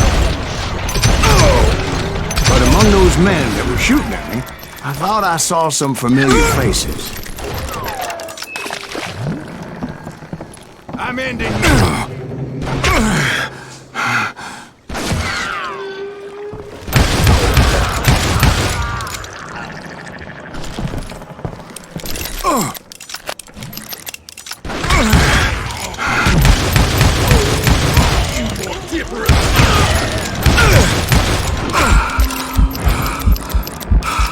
That's it for you.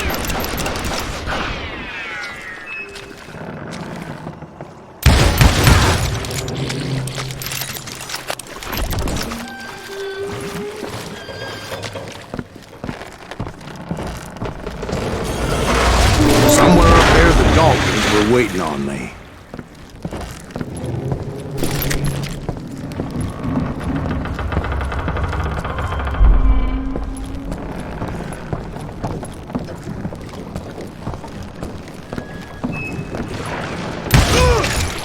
Sorry, son of a bitch.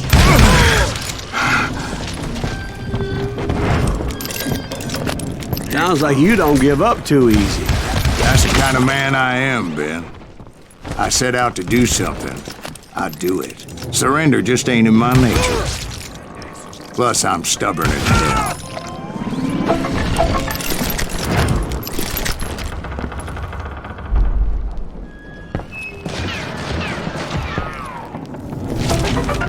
Better hide.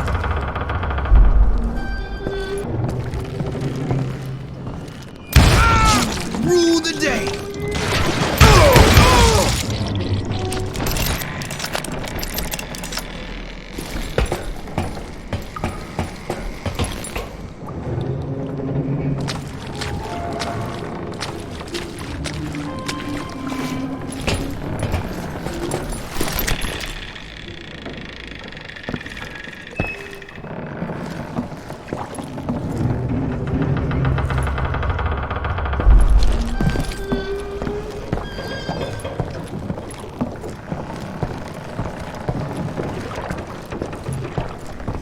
Right about then, much to my relief, the vigilantes finally arrived. Their leader motioned at a cabin in the middle of the top deck, pointing me directly at the Daltons. I finally had them, after months of dogged pursuit.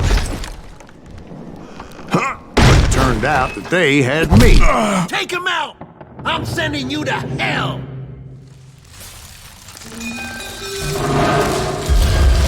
The Daltons had played me like a fiddle.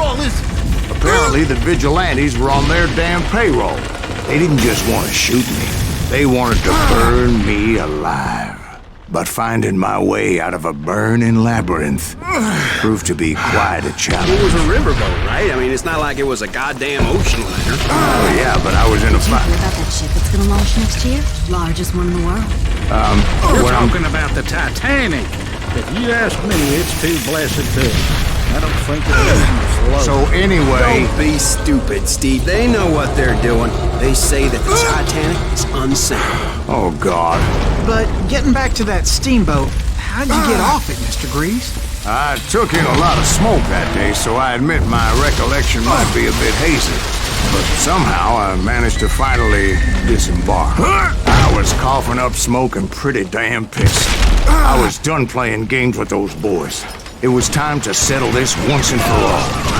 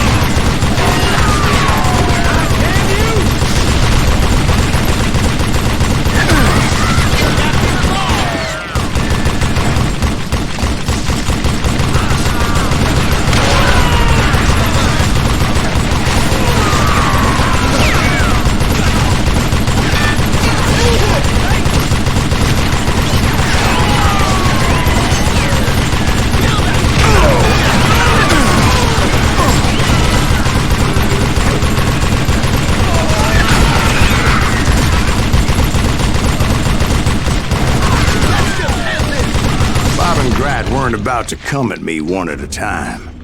They were in this together. Two brothers side by side, determined to take me down. Confident that this time the odds were on their side.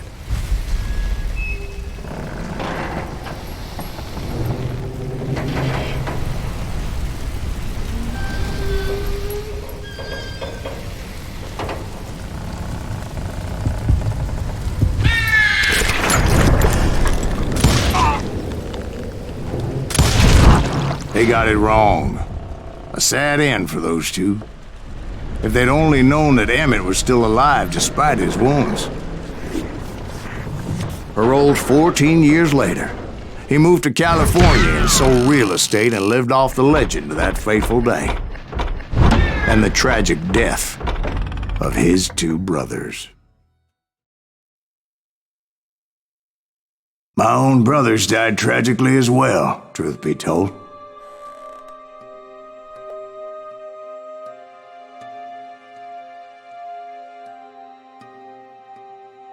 It was 1868, and me and my older brothers were pulling a tidy profit running cattle into Juarez, Mexico. One night after my brothers retired for the evening, I found a little poker game in a cantina with a couple of cowboys. And I just couldn't lose. I even won an old Spanish coin that had to be 100 years old. Well, I was mighty pleased with myself the next morning as my brothers and I rode for Texas. But before we crossed the border, those cowboys caught up with us. It was Johnny Ringo, Roscoe Bob Bryant, and another asshole named Jim. They wanted their money back and everything else we had, including our lives, as those boys didn't want us coming for them later.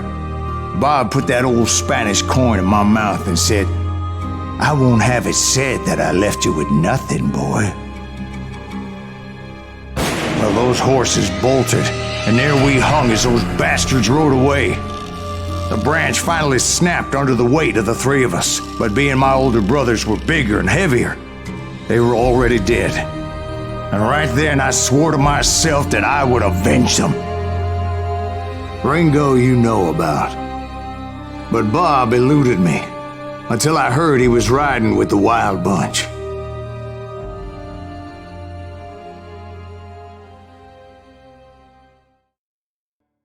I'd been on their trail for months, ever since they left their hideout in the Bighorn Mountains.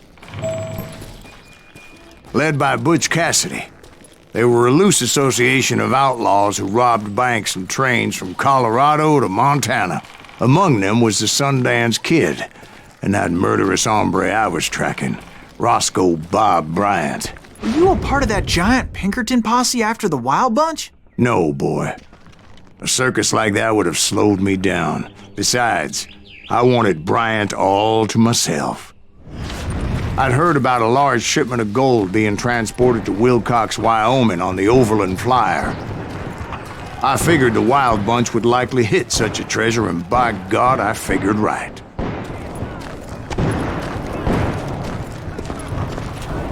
They blew the bridge with the intention of forcing the train to stop.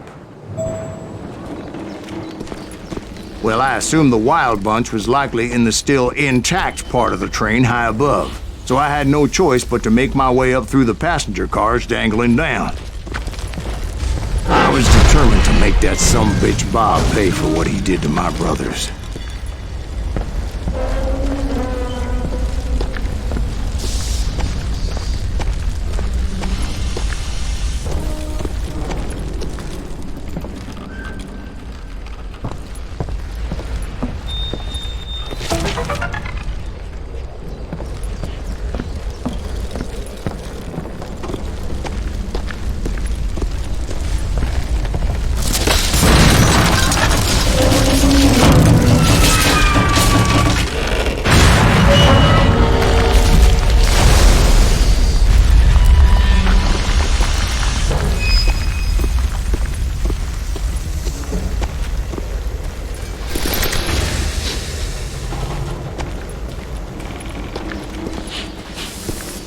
Ears are still ringing from blowing up that bridge.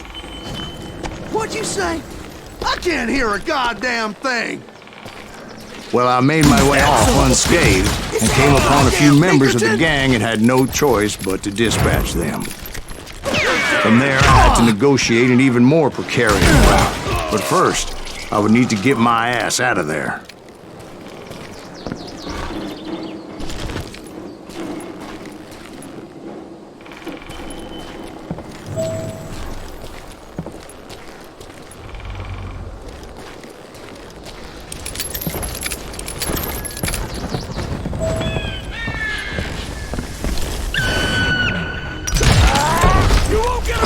Jumped from the frying pan into the fire as the train was clearly fixing to fall. I had found the gang, but in order to find old Bob, I needed to fight my way forward past a whole passel of desperados. Outside, inside, any way I could, I made my way towards my prey.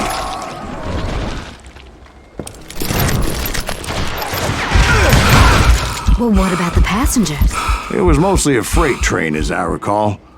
There were no passengers aboard that day.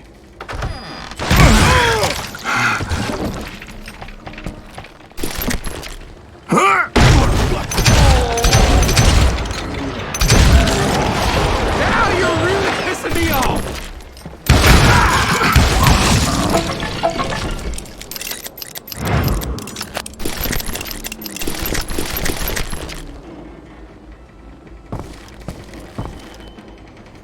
As I mentioned before, I am not fond of heights, but I was too busy dodging bullets to worry about falling to my death.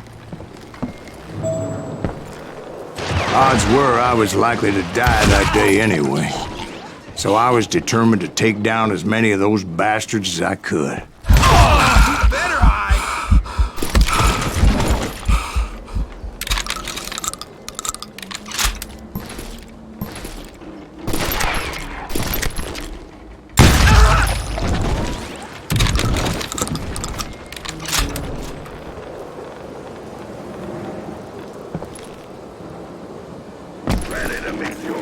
Times it was like shooting ducks in a shooting gallery.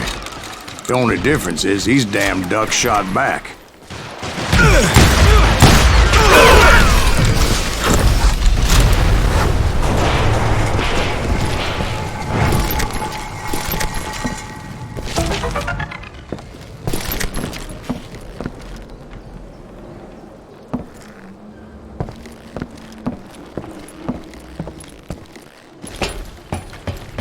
I kept hoping the law would show up and give me a hand. You mean like that giant Pinkerton posse that I read about?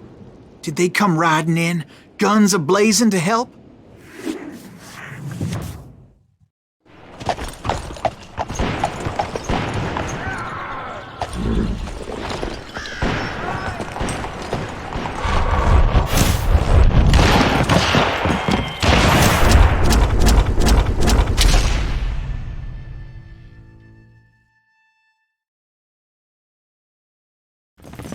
help? From the Pinkertons? No, son. I had to fight the Wild Bunch all by my lonesome, as usual. Who the hell is that? He's out of his mind! Retreat! Retreat!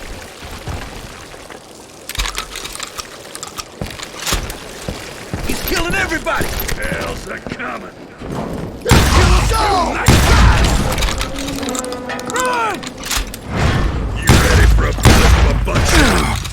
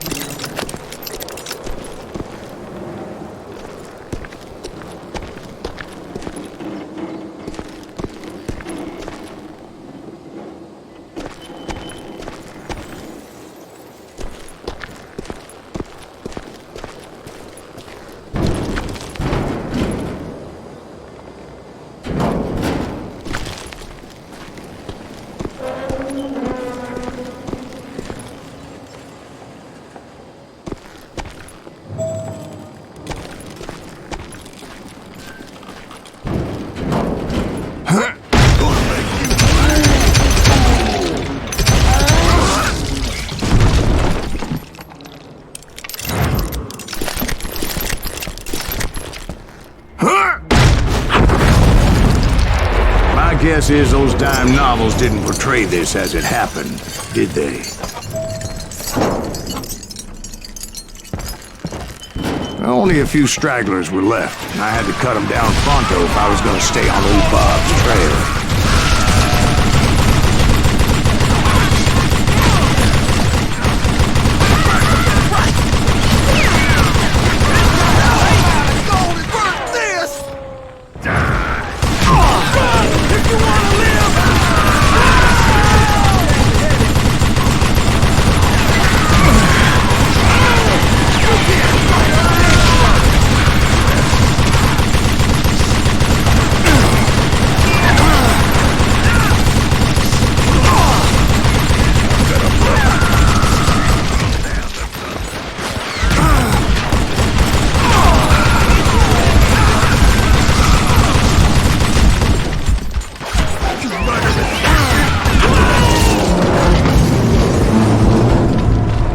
Once I silenced all those guns, I went searching for my nemesis, determined to finally have my justice. But the only survivor who welcomed me was George Flat-Nosed Curry. Who was he?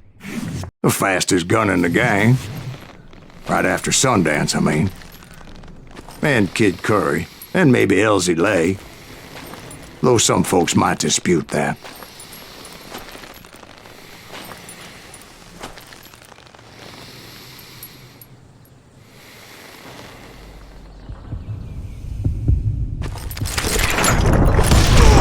On that very same day, Butch Cassidy and the Sundance Kid decided to leave the Wild Bunch behind and decamped for South America.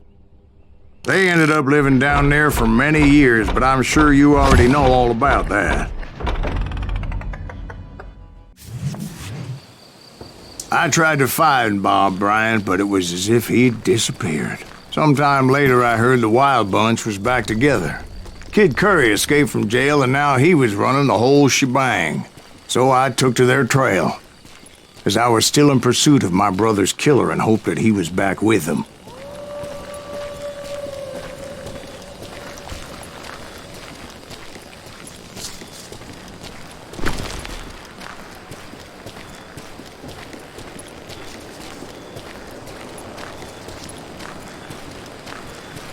That Kid Curry's kinda crazy, ain't he?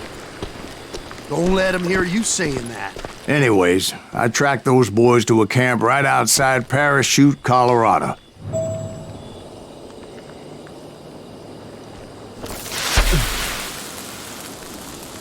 Being outnumbered, I didn't bother with a warning shot. I just started taking those bastards down.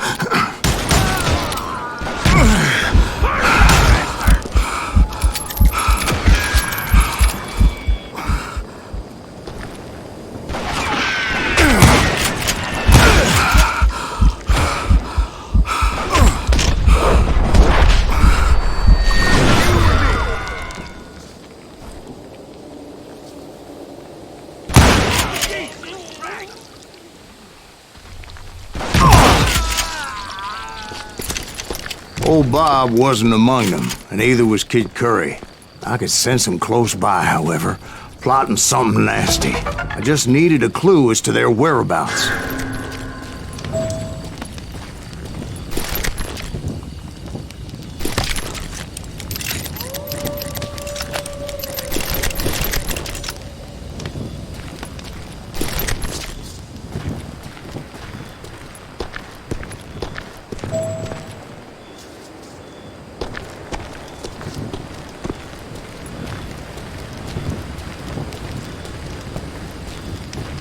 And I found one. A map with their bold plan clearly marked. This time they were fixing to blow up a train trestle. Property of the Union Pacific.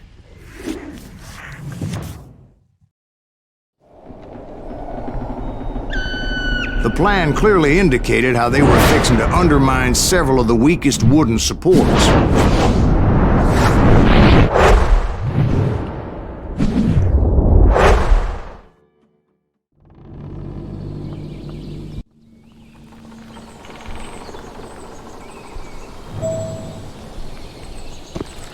Kid Curry was considered the wildest of the wild bunch. It was said that he fathered 85 bastard children, though some say it was only 5.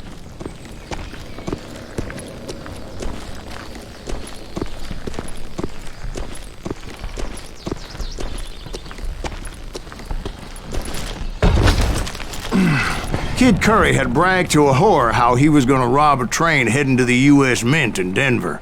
And that whore, Fat Sally, she told me.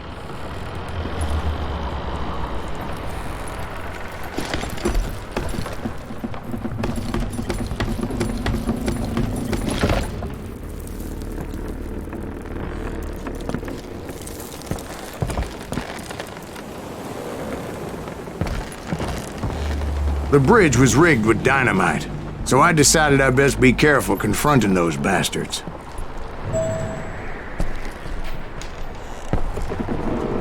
And I made it a point to remove any dynamite that I came across. A moment later, I saw a ladder that somehow had escaped my attention.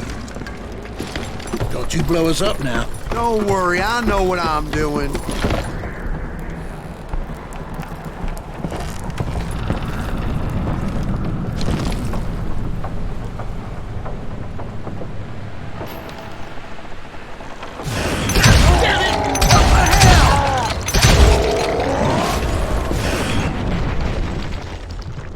But the Wild Bunch did not take kindly to my presence and attempted to blow my head off. It appeared the kid had found a number of new recruits to bolster their ranks. Guess there's always desperate men willing to trade their lives for stolen treasure. What happened next? Well, having removed the first bundle of dynamite, I decided I might as well remove the other one. Once that was done, I figured I'd find my way from there.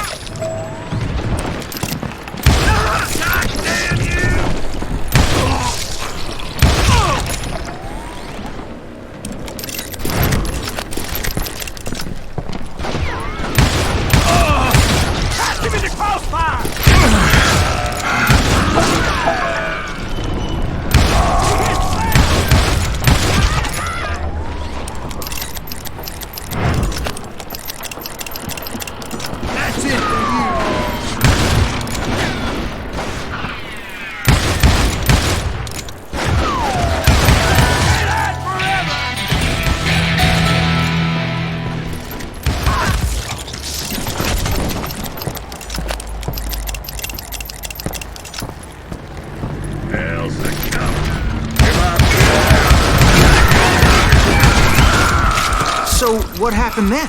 Had to remove more of that damn dynamite.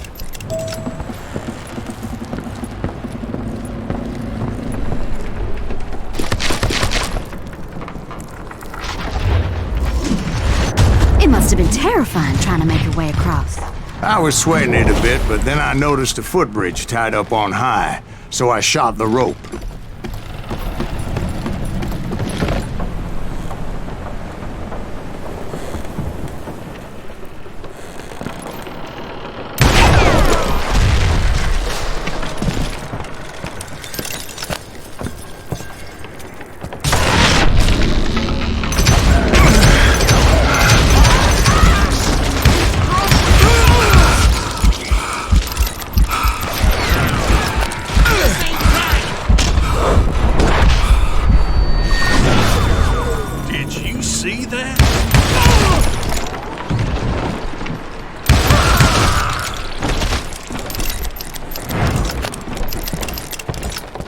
So that was all the dynamite? Funny you should mention that, darling. As actually, there was a fourth charge impeding my progress. Once I removed it, my path was pretty clear.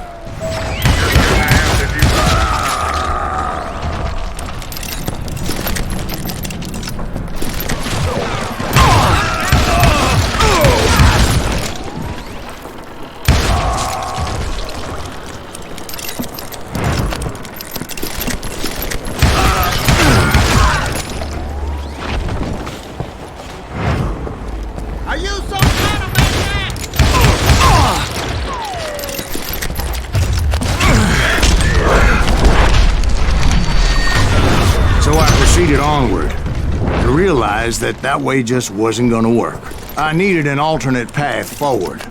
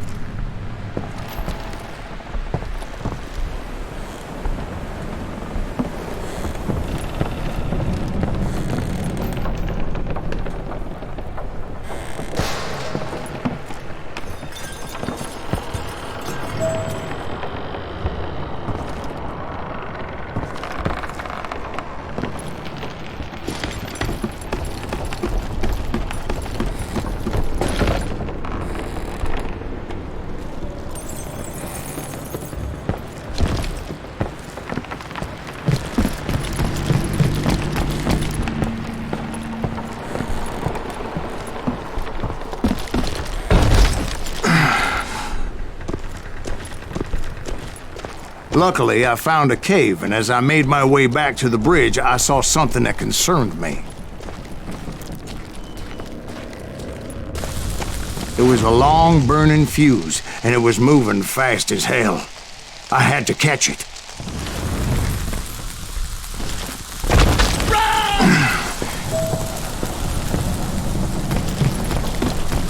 The burning fuse was so damn quick, I had to run like the wind.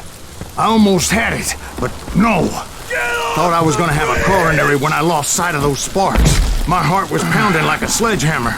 I knew that failure meant boom. Then, finally, at the last moment.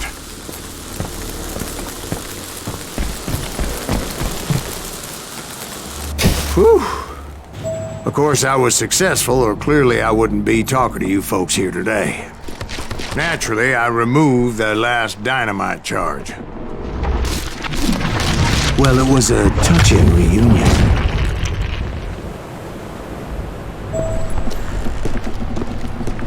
But by this time, I was thoroughly exhausted and dragging my ass as I was not a young man anymore.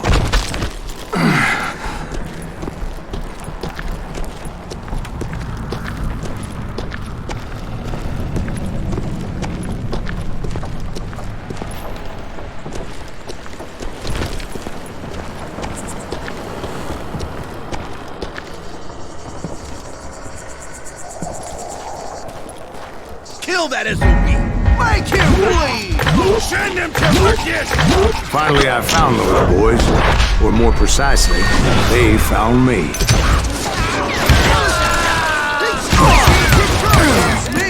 Not even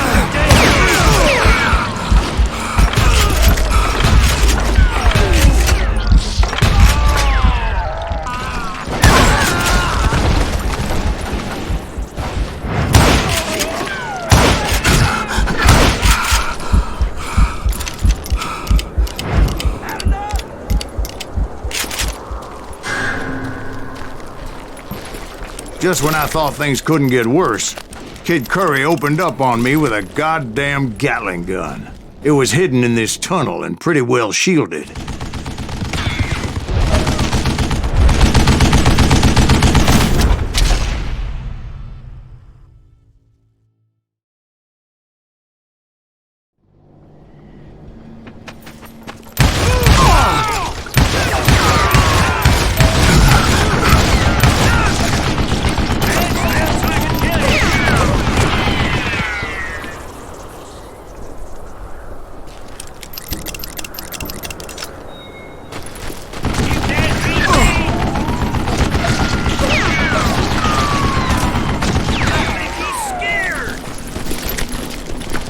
Luckily, I had located some dynamite.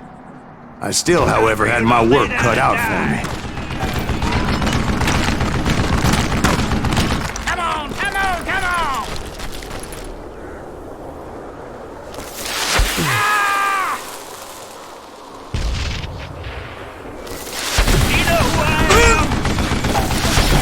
I'm gonna need help here! Come on, boys! Take us some this time!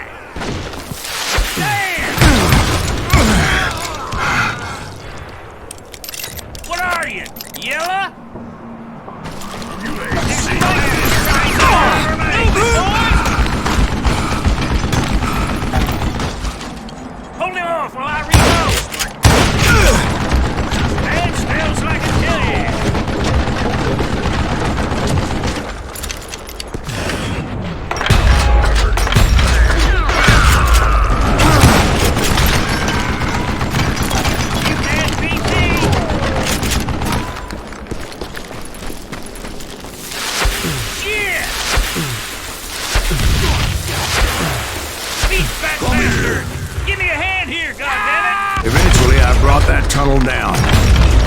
And that's when I met Kid Curry himself. He had decided to stop pussyfooting around and deal with me personally.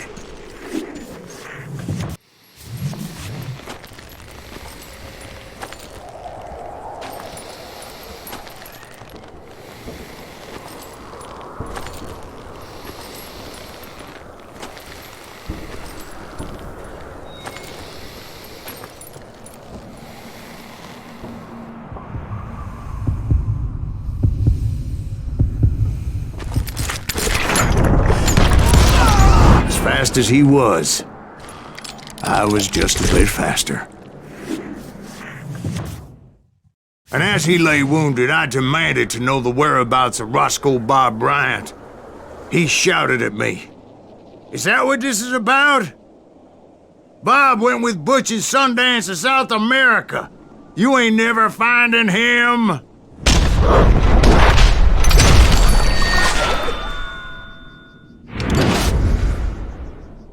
Those were his last words.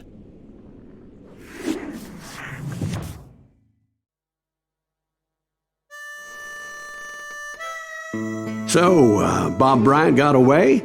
I knew I'd never find him in South America. What about the other killer? Yeah, you kinda glossed over that one. Well, I found Jim not long after my showdown with Ringo. At the time, he was riding with the James Younger gang. Did I neglect to mention that?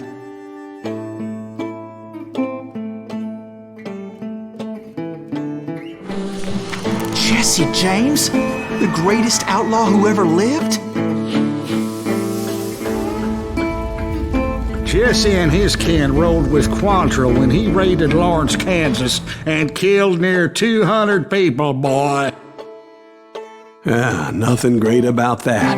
And from there, him and his brother went on to rob banks and trains from Kansas to Missouri.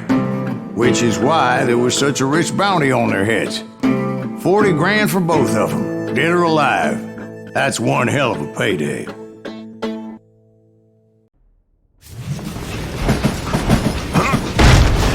I confronted them as they were robbing a train. Bullets were flying at me from every which way.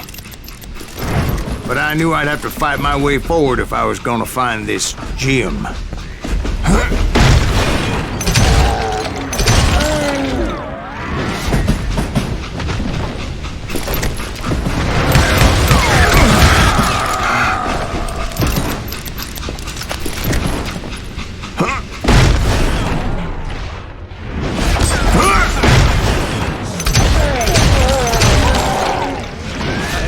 Now, wait a second. Now, how'd they stop this train in the first place? Well, the James boys were experts at this.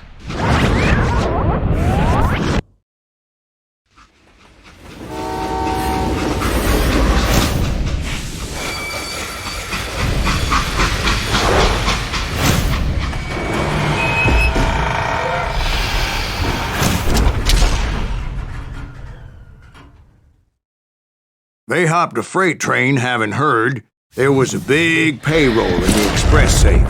So, I hopped the same train.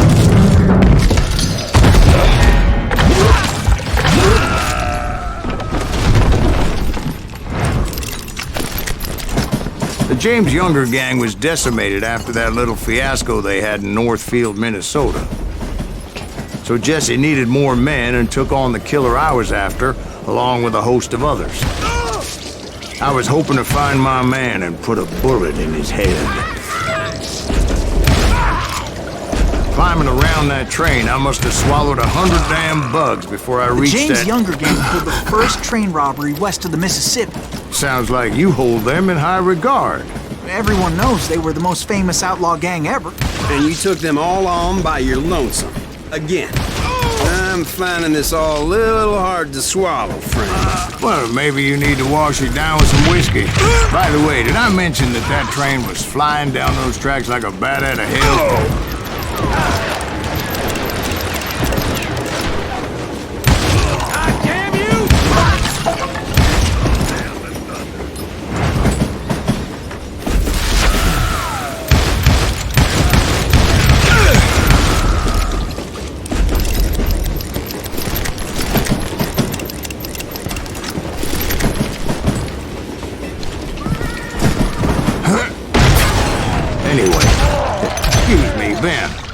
Where would I find the gentleman's facilities? Suddenly I have an urgent need to drain my one-eyed snake. Well, I've had more than a few drinks, and I've been sitting here for quite a spell. Right through there. Let me show you. I've never heard so much malarkey in my life. You think he's bullshitting us? You don't think he's Silas Greaves? I think he's just some old drunk looking for some free liquor. I don't know, Jack. I think I believe him. You don't think he met Jesse James? Oh, you gotta be kidding me. That story makes no sense at all. Jack. I mean, you gotta be two bricks short of a load to believe that cock and bull story. I don't agree. Jack, lay off the But bar. you seriously think that tired old man went toe-to-toe with Jesse James? Well, that's better. Did I mention that this Jim was married to the infamous Belle Starr? Of course, I didn't learn that until later. Anyway, I made my way forward the best I could. Around the sides, over the roof. At some point, some sumbitch saw me and shouted out, "It's a damn Pinkerton!" It's a damn Pinkerton! Now, I never worked for that limey cocksucker, but I guess they assumed I was one of his assassins. Those evil bastards firebombed Jesse's mother's house and killed his stepbrother. So it's no wonder each and every asshole on that train wanted me dead. Everybody's always mistaking you for somebody else, aren't they? Why is that, I wonder? Don't rightly know, Jack. I'm just telling you how I remember it. I bet you are.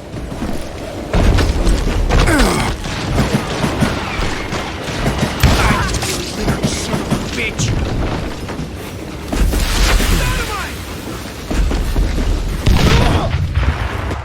You know who we are!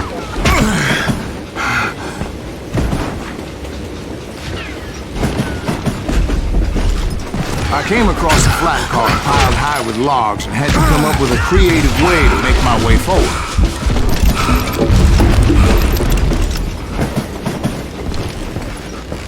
I wondered if I was ever going to find the front of that train, or the bastard I was after. Right about then, I was attacked by some asshole on a Gatling gun. Yeah, seems like you run into a lot of them. Asshole? Gatling guns. Guess I did. Now, I don't remember how I took it out. It was either a bullet or dynamite. Where would you find dynamite? Does it really matter, Jack? You're messing with the flow of the story here.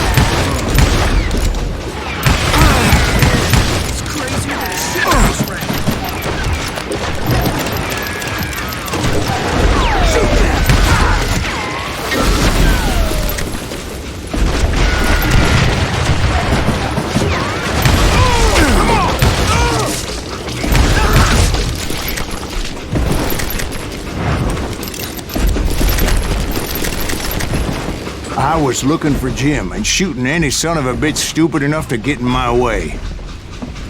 And that included Jesse James himself. Show yourself, coward!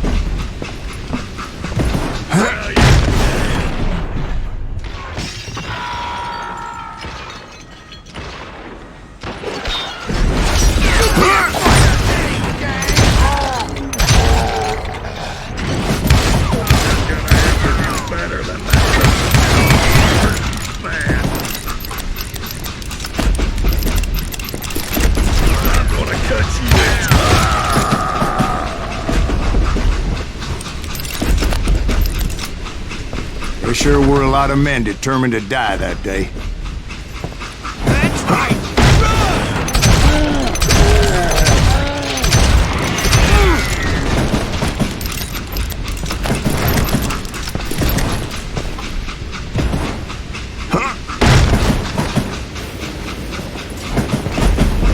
It was then that Jesse detached the express car from the rest of the damn train.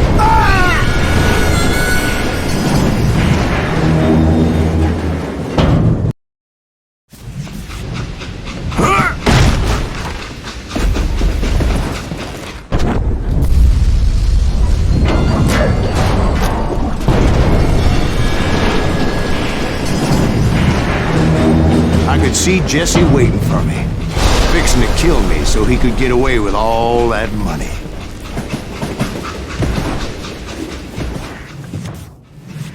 You had a showdown with Jesse James? Of course he didn't. Everybody knows that Jesse was killed by Bob Ford. Yeah, Jesse went out like John Wesley Hardin. Coward shot him in the back of the head. Guess it doesn't matter how far you run, does it, Ben? Your past always catches up with you.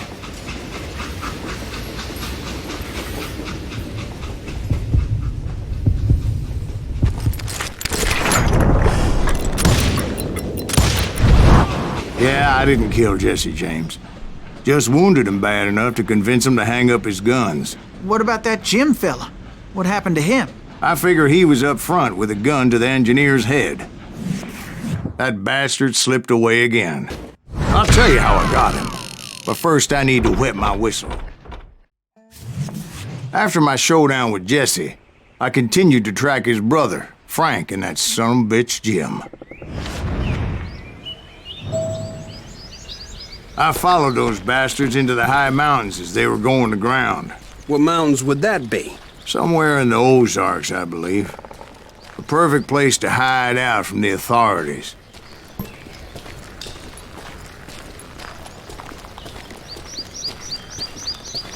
In fact, before I could find them, some Indians who fled the rest and were hiding out from the military found me first. They probably thought I was a cavalry scout and didn't want me telling the military where they were. Indians? Yeah, they could have been Cheyenne, but there was all sorts of renegades roaming the landscape back then.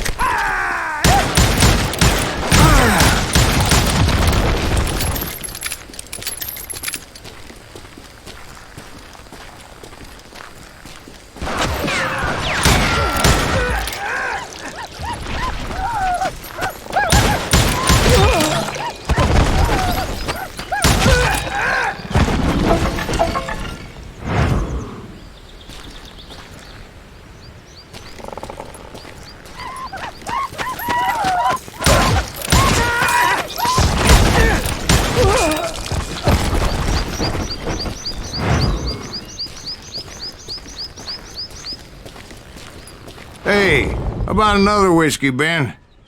Nothing better to soothe the troubled soul.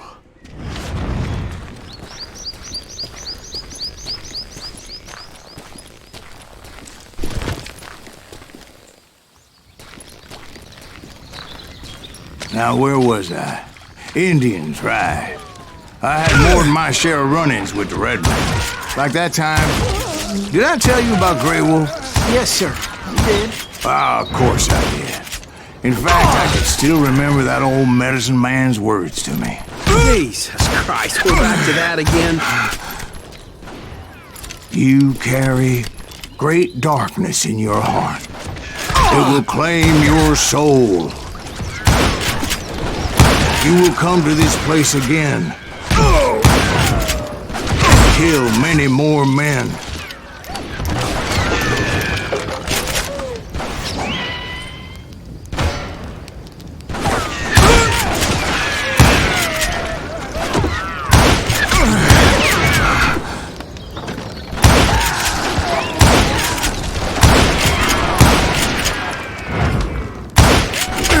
Darkness will grow until it consumes everything you are.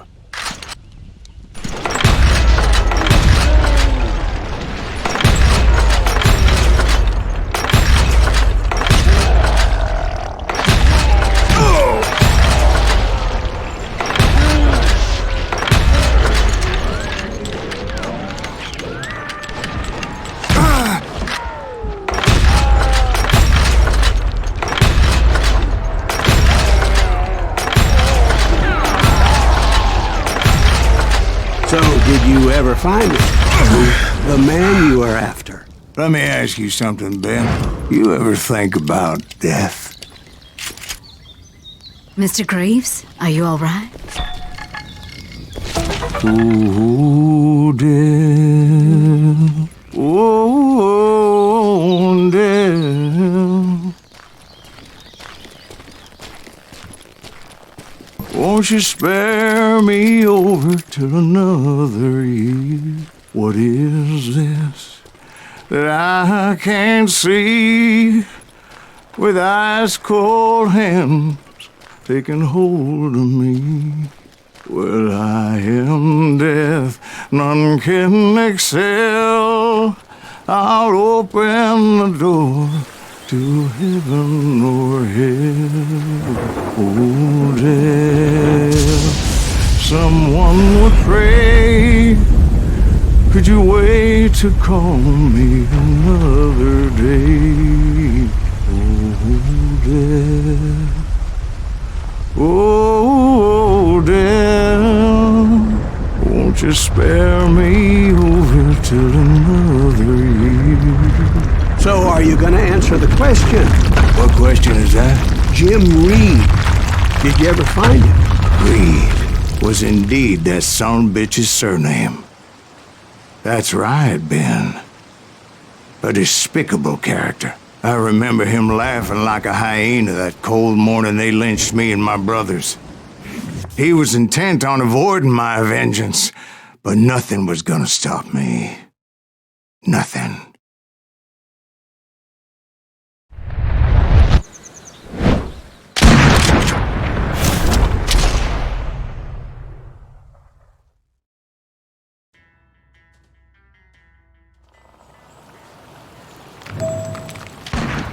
I finally did track those outlaws down.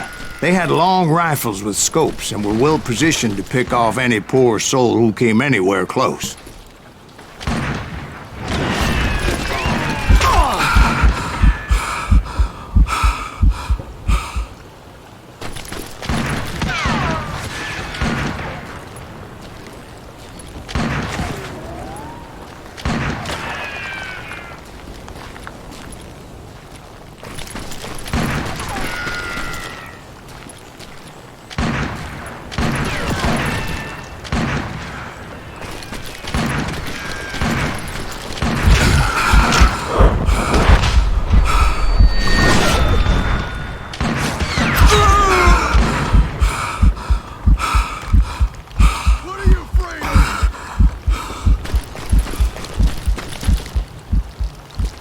I'm guessing Frank James believed I was responsible for the demise of his brother Jesse. I couldn't really disagree with the man, as I thought Jesse was dead then as well.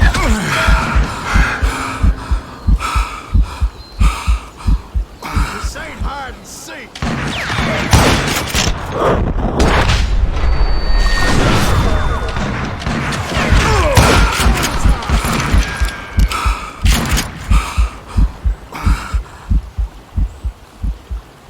He backed off as I closed in on him, but he was still intent on killing me. And when I closed in on him again, he backed off again, looking for a better angle on me.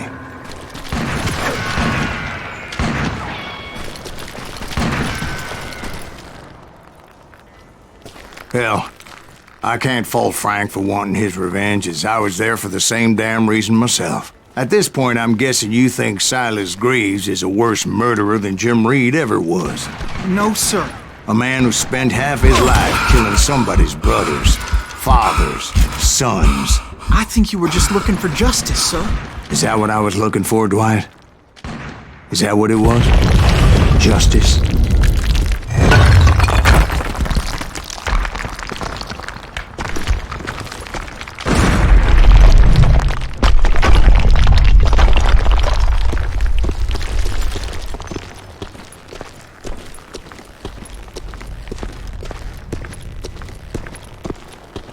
Isn't that why you were hunting the James gang? The James gang.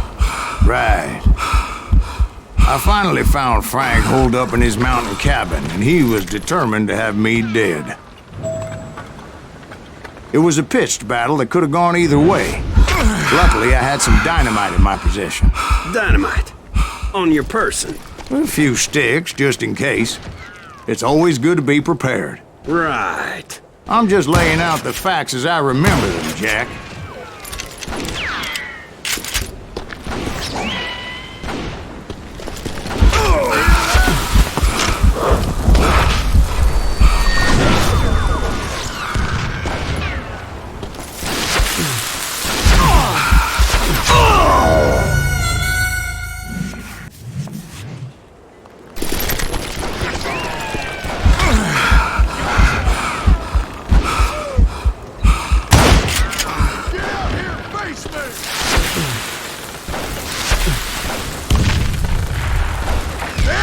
Son of a bitch!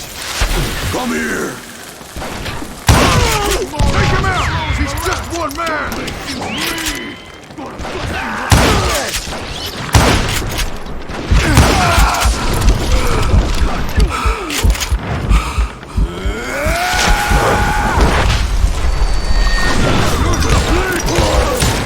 Put him down! I want that bastard dead!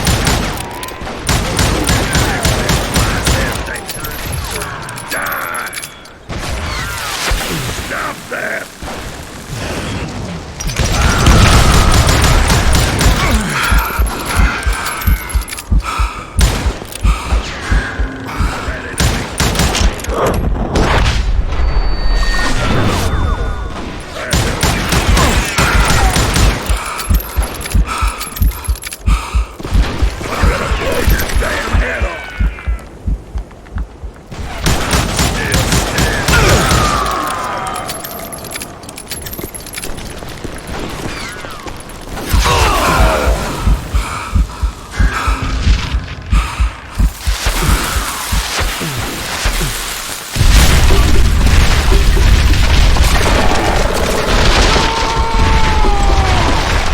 Shack? Well, it went tumbling right off that cliff. With Frank James still in it? Yes, sir. But Frank James is still alive, living in Missouri, showing folks around the family farm for 25 cents a tour. I didn't say he died in the fall, now did I?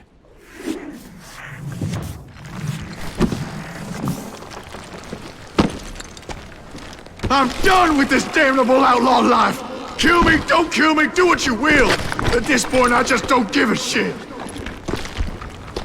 I explained to Frank that I had nothing against him personally and that I was looking for someone else. You want Reed? Have at him! I never did like that bastard! I am done here! We parted in peace as Frank pointed out the path to my prey before making his way back down the hill.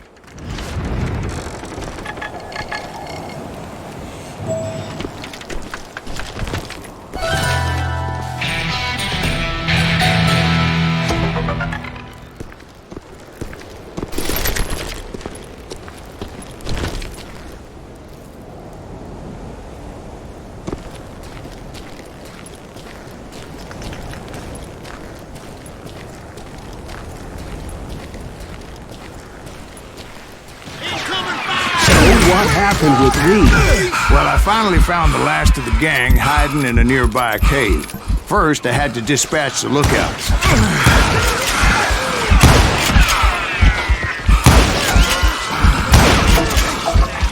But I was determined not to let that murderer escape my revenge again. Cover me!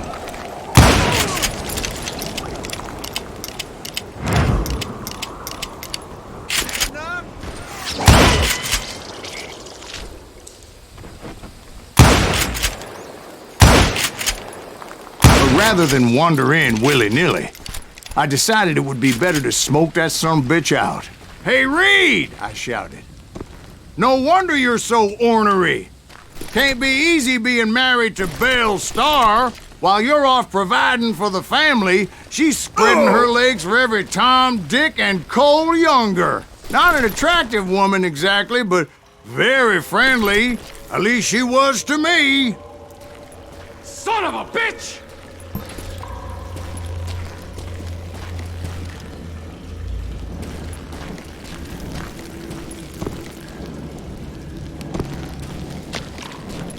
It was then that the last bunch of bandits jumped out of hiding. Why won't this asshole give up? Don't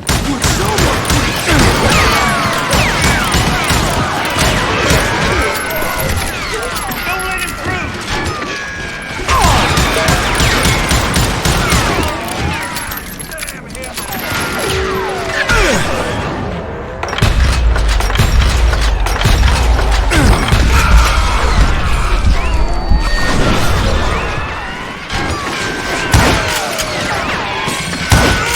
Why won't this asshole die?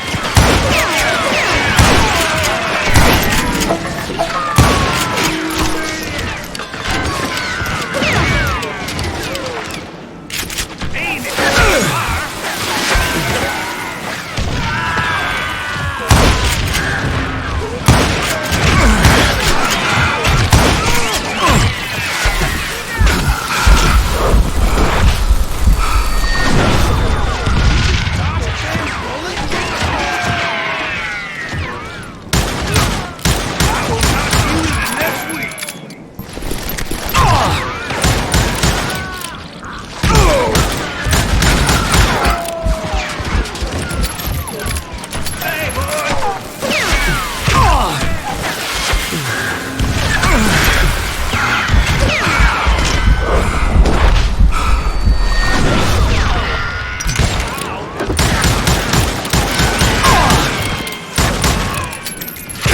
Killed my brother!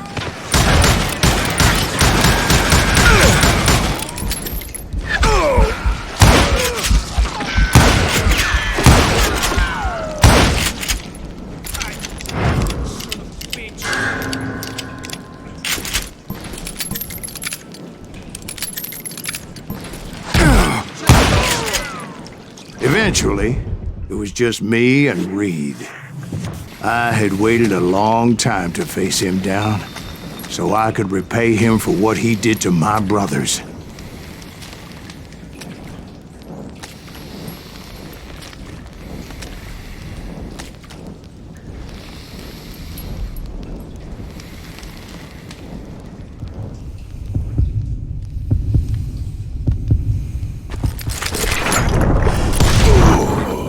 And repay him I did. Well, I don't know about you boys, but I'm pretty beat. Well, it's too damn bad you never found that Bob character. Seems a shame he never had to pay. Well, funny thing about that, I did have one more chance at him.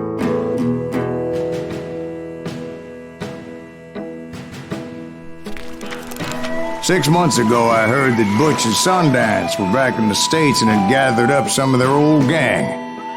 I tracked them down, hoping that Roscoe Bob Bryant had returned with them. So you're saying they didn't die down in Bolivia? That's what I'm saying.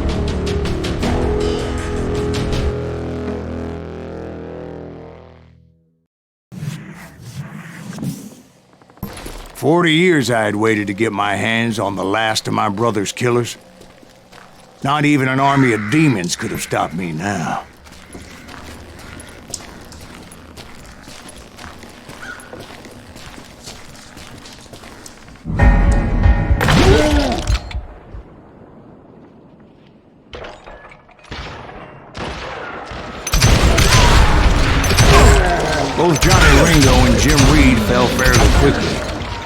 But the last one, Bosco Bob Bryant. That son of a bitch had managed to escape my vengeance time and time again. I couldn't even be certain I recognize him after all those years. By now, he had to be close to 70. For all you know, he could have been dead. That thought had indeed crossed my mind, as did others. For instance, did my thirst for vengeance turn me into something worse than the man I was after? By this point in my storied career, I had killed more men than Bob Bryant ever had. I was furious as hell at that bastard for making me who I am. A man with no family, no friends, no purpose except shooting Bob Bryant dead.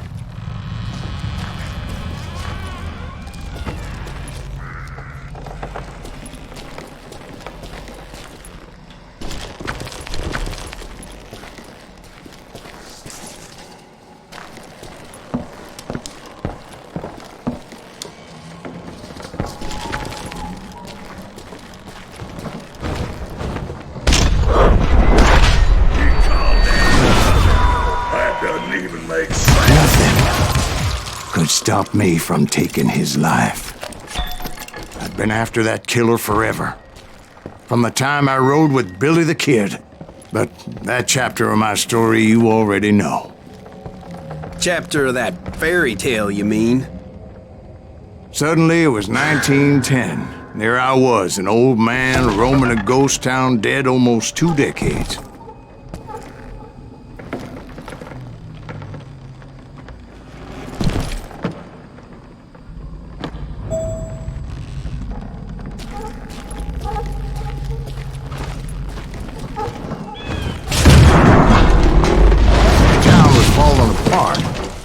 Just like me.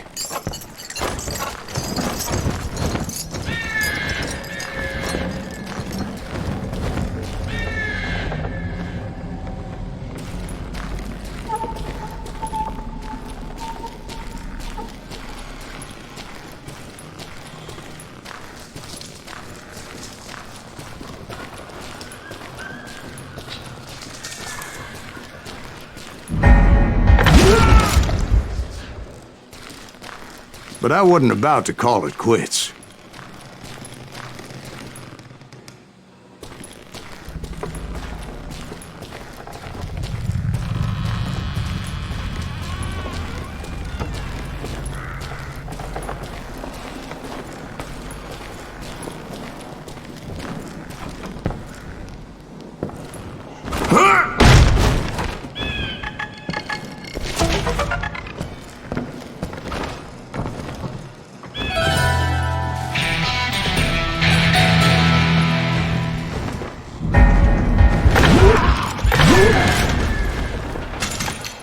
Even though the ghosts of my dead brothers were begging me to end what I started so long ago. Mr. Greaves, are you all right? Would you like some water? The Wild Bunch knew I was there. They were after a treasure they had hidden before they fled, buried in the grave of a dead amigo. I intended to fill that grave with Bob Bryant's corpse. But like I said, the bandits knew I was on to them. They lured me in and hit me with everything they had.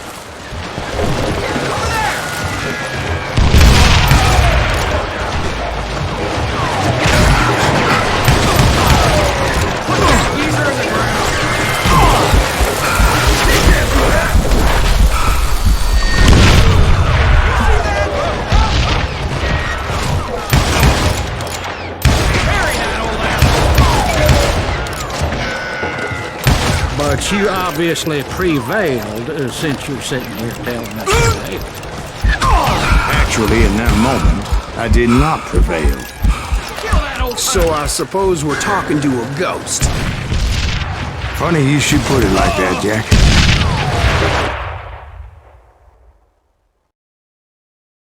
Because when I woke up... From the dead? There was silence all around me. I could swear to God I saw Billy then. Billy who? Billy the kid. William Bonney. He was shooting at me from a rooftop.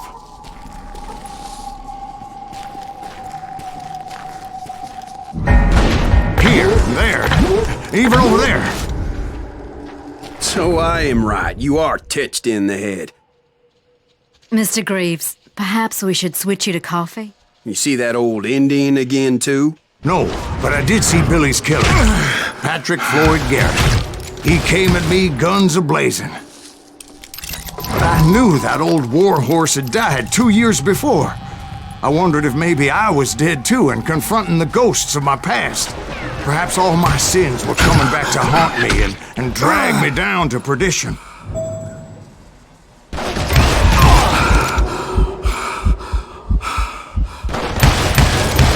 I saw Henry Plummer throw dynamite at me.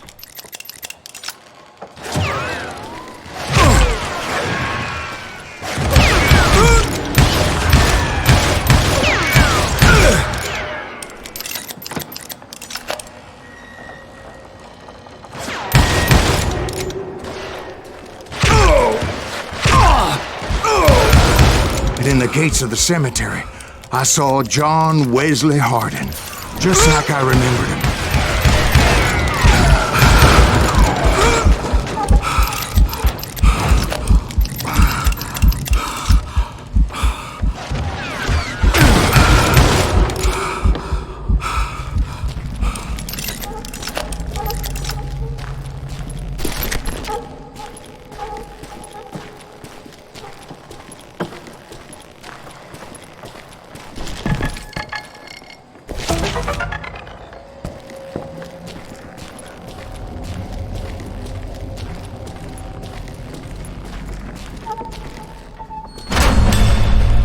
Robert Ollinger appeared with his terrible double-barrel shotgun.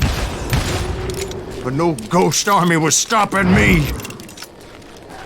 My father-in-law got hit with a fallen branch. He spent the rest of his life talking to dogs.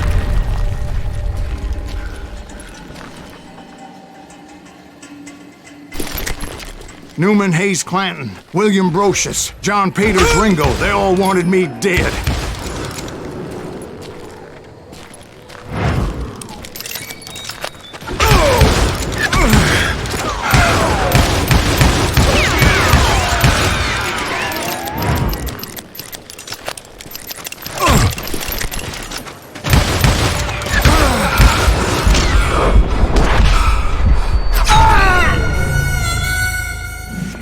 Newman Hayes Clanton, William Brocious, John Peters Ringo, they all wanted me dead.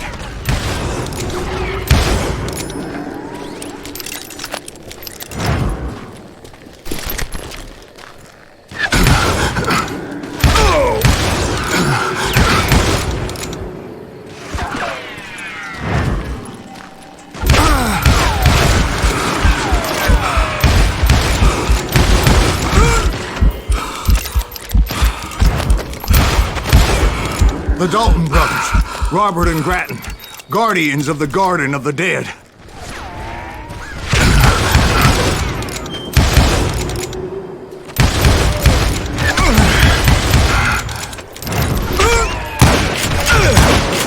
George Curry and Harvey Logan, alias Kid Curry, both thirsty for vengeance from the great beyond. Jesse, Woodson, James, and Jim Reed. Each one deader than the next. I thought I would go crazy. Thought?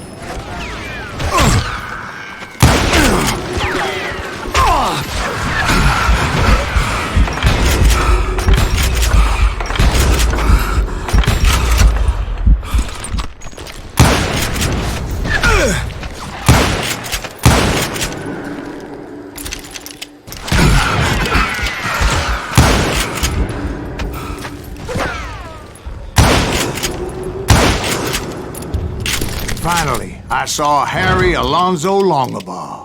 The Sundance Kid? Like a general leading his Legion of the Dead.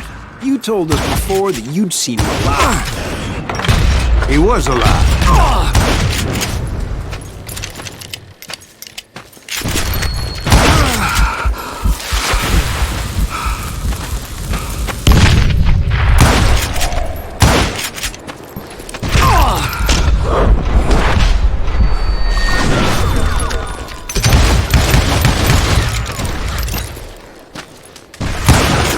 Then I heard a voice call to me from afar. It was Robert Leroy Parker, a.k.a. Butch Cassidy, coming at me from out of the fog. Thanks for taking care of that bastard.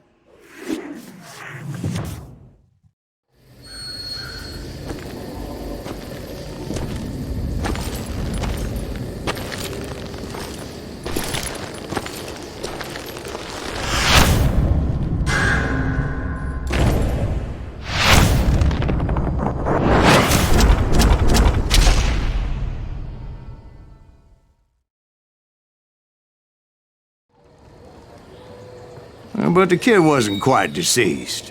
Not yet. Takes more than one little bullet to kill the likes of me, partner. Those two looked like they hadn't seen each other for quite a while. Clearly, they were no longer amigos. Shit. I was hoping I wouldn't have to kill you. You won't have to, Butch. I'm killing you first. I asked them about Bob Bryant, but they were too busy with their own heated conversation. Let me get this shit straight.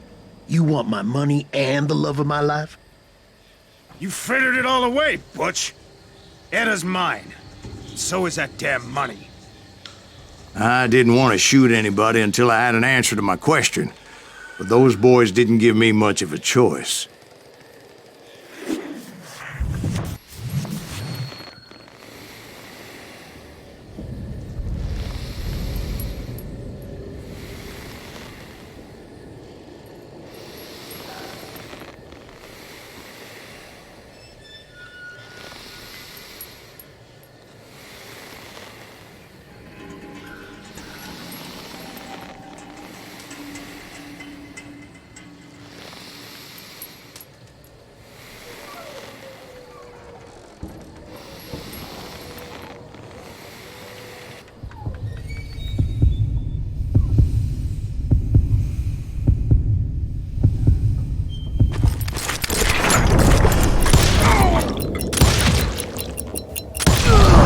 Butch Cassidy and the Sundance Kid died there in that cemetery not 6 months ago.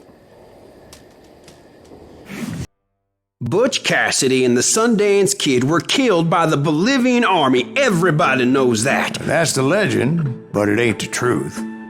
So, you never found Bob? There is no Bob. This old sumbitch ain't even Silas Greaves. Sir, is that true? Have you been pulling our legs this whole time? Well, not the whole time. Oh man, I think you've worn out your welcome here. Maybe you're right, Jack. Maybe it's time to pay. You see, Ben, or should I say Bob, your past always catches up with you. I was a different man back then, crazy. Drinking, I changed my ways, I swear to you. If I could turn back the clock, But you can't, Bob.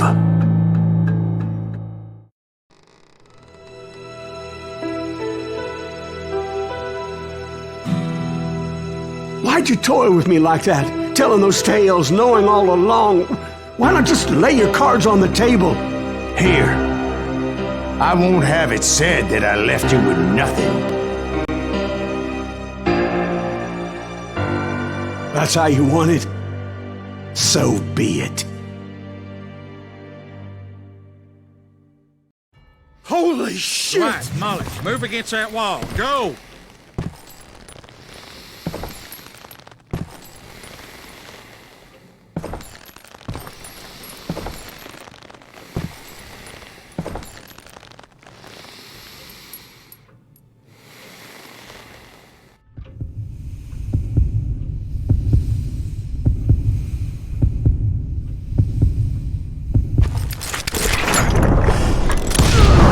Oh my God! Oh, Jesus!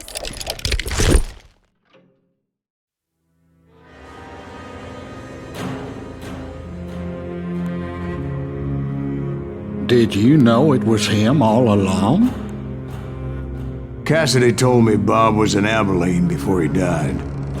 But I wasn't sure Ben was my man until he revealed how much he knew about Ringo and Reed. The coin, of course. Well, that was the last nail in that particular coffin. I better go get the sheriff. You okay, boy? You're looking mighty shook up. Dwight, maybe you best go home. Young Eisenhower here is leaving for West Point tomorrow. He shouldn't get caught up in something like this. I think I might head out myself at this juncture. Unless you want to stop me, Jack. No, sir, Mr. Greaves. So where you going now? Now that you had your revenge? Doesn't really matter, does it? As I've sold my soul for it, and will never again walk with those I have lost.